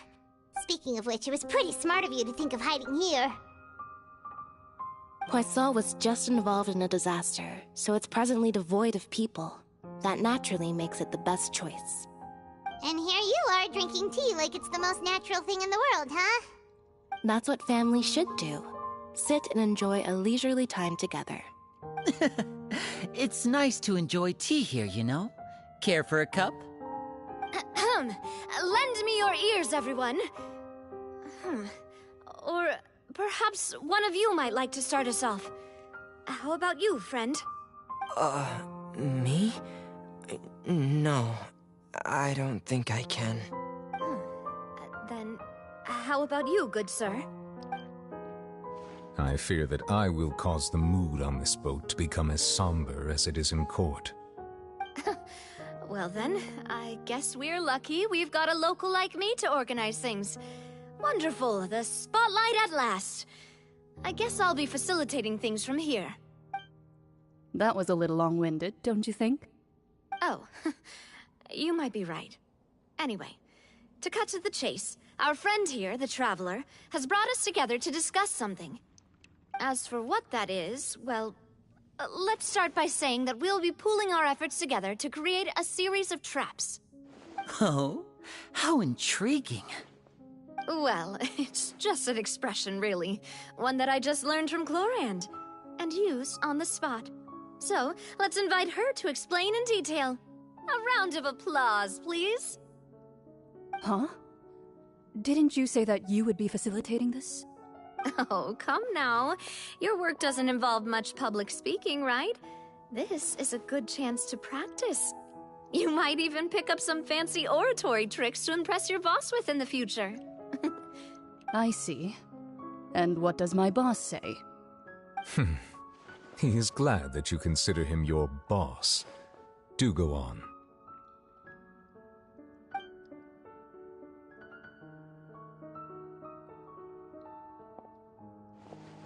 In that case, do any of you have experience hunting? Not that I recall. Fremine and I once used a wooden stick in a basket to catch wild rabbits when we were younger. As for Lynette, Oh, right. You were sick that day, weren't you? I've also gone diving to catch some fish before. Does that count? I'm afraid not. You may or may not have heard, but Fontaine once played host to a group known as the Marechaussee Hunters. Though that was their name, they did not hunt animals. but rather various monsters left behind by the ancient dynasty of King Remus. Today, Fontaine's monster population has already thinned greatly, so the hunters have blended back into society, taking up arms in other lines of work. They even left a unique methodology of hunting in their wake. A trap comprises of the following components: bait, a trigger, and a containment device. Sometimes a lethal implement will also be necessary to deal with the prey. So, if we were to build a trap together, right now, what would you choose to build it with? For me, I would prefer something basket-shaped. Pigeons and rabbits will see the bait and naturally enter the snare. Our line of work requires a deft hand, and we're some of the best in the industry, so you can count on our techniques. You used some of those techniques while moving the people of Poisson, didn't you? My subordinates mentioned that you even performed some magic for the bawling children. Yes, and I even managed to gather some intelligence in the meantime. I'm quite the multitasker if I do say so myself. I'm afraid I can't claim that as my strong suit. I prefer more stable methods, like placing bait in the water and waiting for the fish to come within reach. That's the kind of method I would count on. Calm and steady. Exactly the kind of person who would catch loads of fish. And I can be their assistant. With discretion, I'm sure. I'd probably use some sort of mechanical animal. Papa once bought me some small clockwork squirrels, mice, and such. When placed in the forest, they can attract others of their kind. I remember that you liked those too, didn't you? I did. And that would be a good way to go about it. If they're realistic enough, animals of the same kind will follow them all the way to the trap. What about you, Monsieur Neuvillette? I fear I do not have any related experience. That makes sense. You usually solve problems directly, without the use of any such tricks. But I do have one more question for you, Monsieur. If we were to create a trap now, how would you design it? I would like for it to be effective, but bring no harm to the prey. A more gentle trap would be ideal. Kind, as always. However, our intention doesn't necessarily change the containment device and the type of implement we need. If we wanted to kill the prey in one strike, we would need a powerful implement. However, that also goes for prey that must be captured and safely contained. Wait, why's that? Only a hunter who's a true expert at subduing their prey can snare it without harming it. The line that divides life and death is often exceedingly thin. So are we going hunting together? We hadn't thought of seeing ourselves as hunters. It kinda works, but maybe it's still not the best metaphor.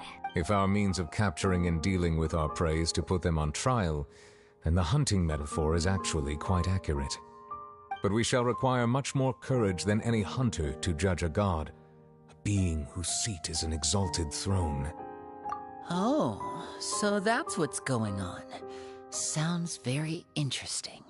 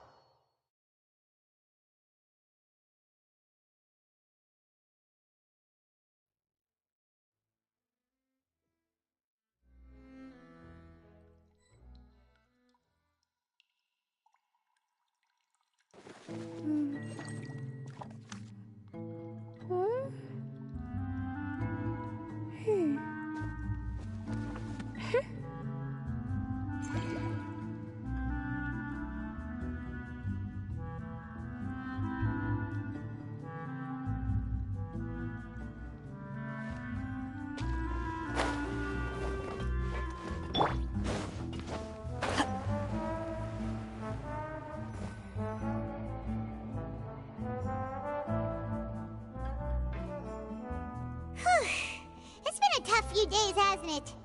So much has been happening. Paimon didn't think the meetings would go on for so long, but everyone seemed pretty fired up, huh? Paimon thought they'd be at least a little frightened. Well, Fremine was, now that Paimon thinks about it, but everyone else just looked a little surprised. Well, it's hard to say. Paimon doesn't have any experience with this sort of thing. But with you around, Paimon sure will do great. After all, you're the most reliable person in the world, aren't you? Did you just pour some tea? Paimon didn't notice you doing that at all. Then what's that? Paimon's never seen that cup before. Don't be frightened. I'm just joining you two for tea. I merely refrained from saying anything till now. Who's that voice? But there's no one here. Ah, have you forgotten me already? Wait, you are familiar. You're the voice we heard from the sky in Sumeru. The voice from the sky, I fear that description is wrong. Though, not completely wrong. You're feeling lost now, just as you were feeling previously. I sensed that confusion and thus came to you. Guiding people is an irresistible hobby of mine, after all. Consider me a passerby, just accepting a commission from my friend's disciple on a whim.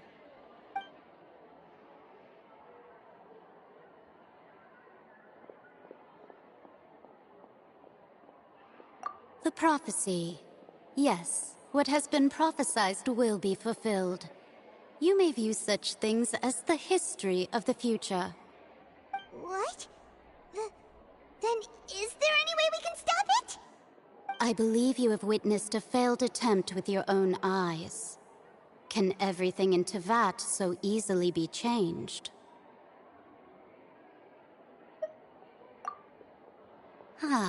So you've caught on. Just as prophecies are usually only the future as seen from the perspectives of the gods, could things be happening in hidden corners where the gods' gaze does not fall?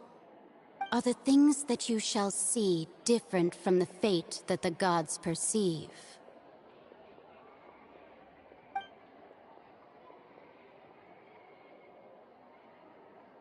What is she talking about? It all sounds really impressive and important and stuff, but it also sounds kind of scary.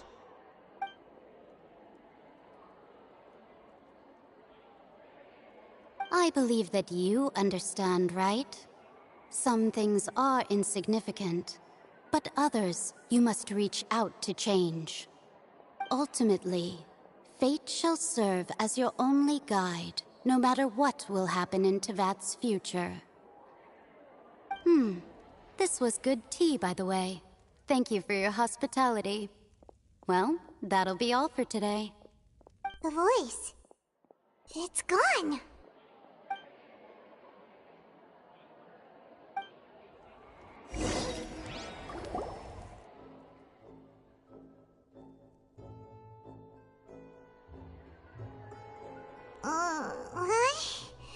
I want to hear someone talking. All right, coming. Hey, it's you who's getting lazy, okay? Well, I see I've walked in on some lively banter. Luna! Fine, just fine. I went to take part in that Steambird panel. It turned out to be more interesting than I expected. Not all Fontainians are pessimistic about this. One journalist mentioned that sitting around and waiting for the end to come would be wrong, and that they should make their own rescue preparations. I agreed, so we had a brief chat with her. Did she have pink hair by any chance? Why, yes! It was Charlotte. You remember her, right? That daredevil journalist? I'm in full support of her view. Prophecies are very important, but how can people allow their lives to be commandeered by just a few words? That's right! Paimon's glad to hear something sensible for once. Ah, yes. About what we had discussed before. I did try, but I'm afraid I couldn't reach the old hag. I'll try again tonight, but I wouldn't get your hopes up. Huh?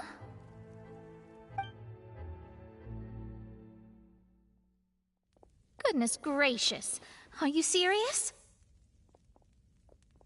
She said that even the god's gaze has blind spots. Pretty bold if you ask Paimon. Most people would believe the gods to be all-knowing, right? The Hexen Circle members are certainly anything but ordinary. As for the mage named N, the old hag has mentioned her a few times. She said that N's sense of direction is incredible, and that she loves guiding those who are lost. But I've never met her, and if she were still alive, she'd be... well... 100 now, and N's been around for longer than that. Whoa, the Hexen Circle sounds like a scary group. But they must really stay in shape to live so long. Their abilities alone are pretty terrifying.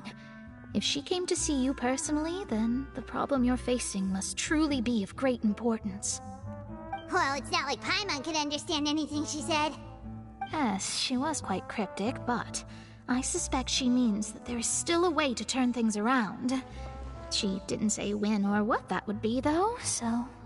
perhaps it is something that you cannot know right now.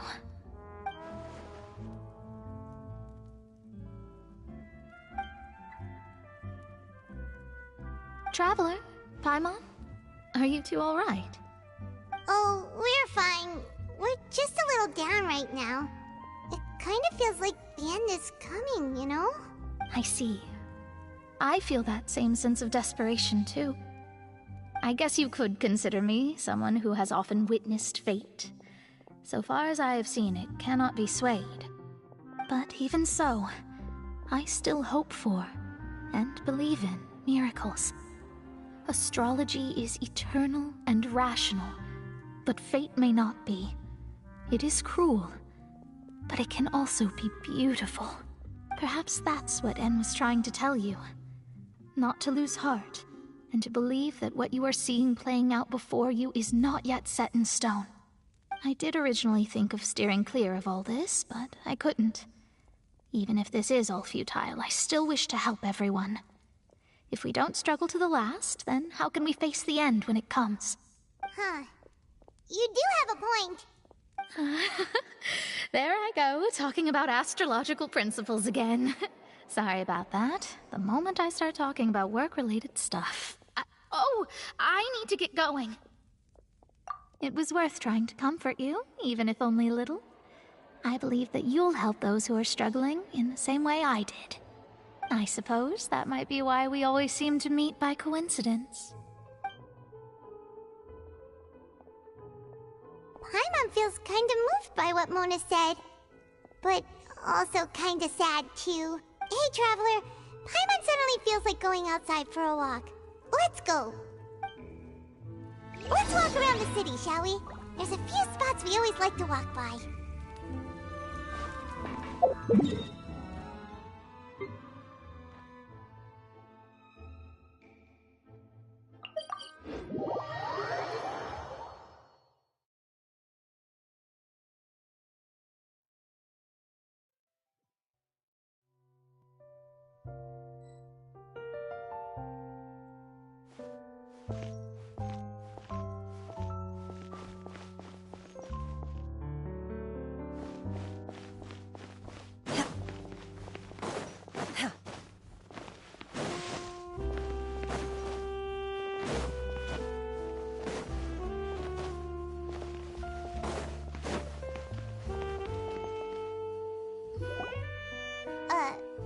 Huh?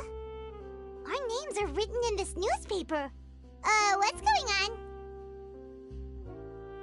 Let Paimon see! The underwater stronghold, the Fortress of Meripede, has continued in its noble autonomy, but that does not mean that others cannot interact with it. My recent attempts to enter the fortress bore little fruit. Huh. Guess Charlotte still hasn't given up on that. Thus, did an Outlander friend become the focus of this report.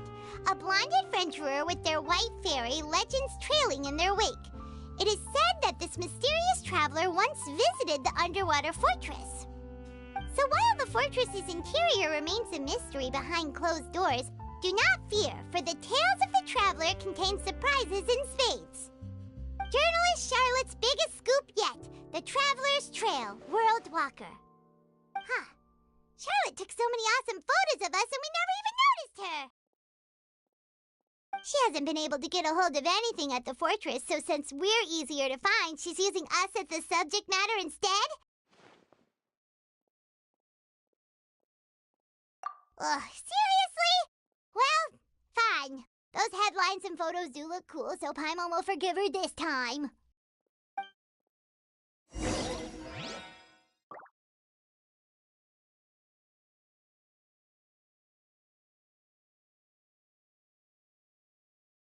Ooh, I could make a fortune from this.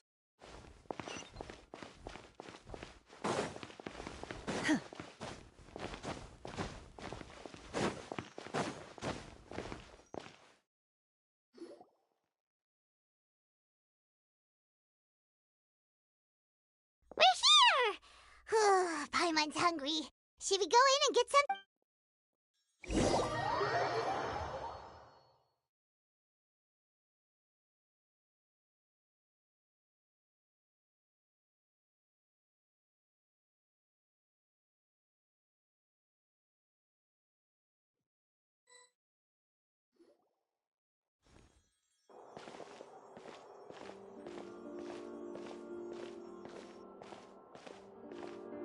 Hey, quick! Look! That's the limited edition only 16 slices a day cake! It was so delicious the last time we tried it! Despite the tense situation we were in, let's give it another go! Paimon's sure it'll be great! 1 slice of cake, please. Someone showed up after all! Oh, wait, you're the one from the Palais Mermonia. Oh, are you here to buy cake too? It seems Monsieur Nervalette was right. You really can eat. Wait, did he really say something like that? That's right. Even he has his own preferences when it comes to food. As for me, I love the cake and coffee here. Do you come here often? Usually every day. Every day? It's part of my daily schedule, apart from work. I shall have my cake and coffee. Then what if someone told you one day that this place would be closing soon, and you wouldn't get to eat cake here anymore? What would you think? But why would it close? Well, Paimon doesn't know either, but maybe the waters will rise tomorrow. You know, like in the prophecy. Oh, the prophecy. To be honest, I haven't paid much attention to that. No, still, even if there'd be no more cake tomorrow, that wouldn't keep me from having some today. No, it's the same for eating in general. You might not be able to eat tomorrow, but if you can do so today, then you should carry on. That's what people call living, you know. Huh. Don't be sad. Excuse me, could I have 2 more slices of cake to go? These 2 slices are for you. Sijuin said that this kind of expression you're making is what humans call being sad. Oh, you know Sijuin? I sure do. She was born before me, and she sometimes comes to the surface to teach us things about humans. She said that humans are creatures that are saddened easily, yes, and you can only lift their spirits by feeding them delicious food. So please try the cakes here. I've got something else to do, so I'll be going now. You two try to stay in a good mood after eating, all right? Bye!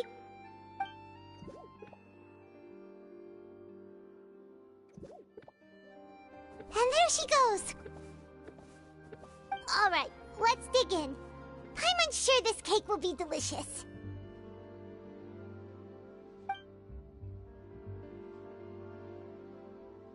It's more delicious than last time! And the flavor gets even better with a sip of tea. It sure would be nice if we could come again tomorrow. Sure would be nice if we could always eat delicious food here.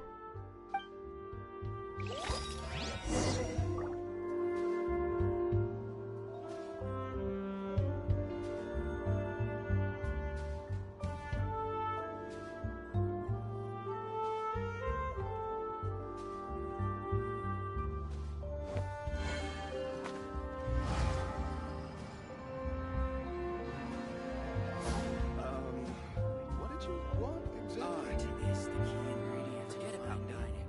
This is about what you want.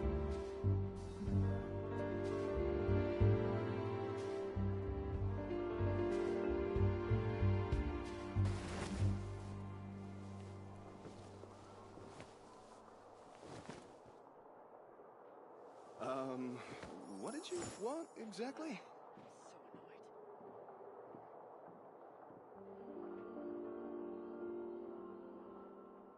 Art is the key ingredient. This is about dining. You want.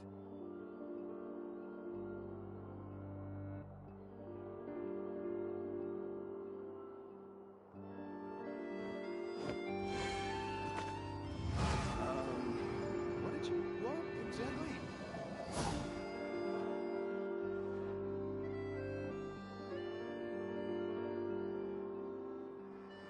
Forget it.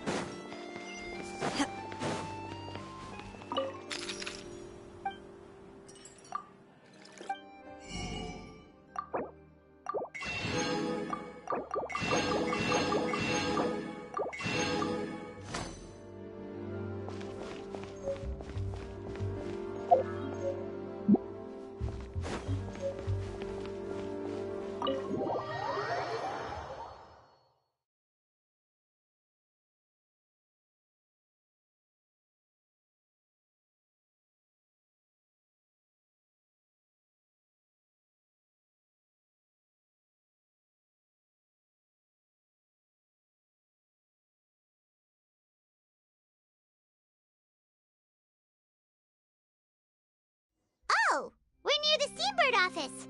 Let's go look for Charlotte and have a chat.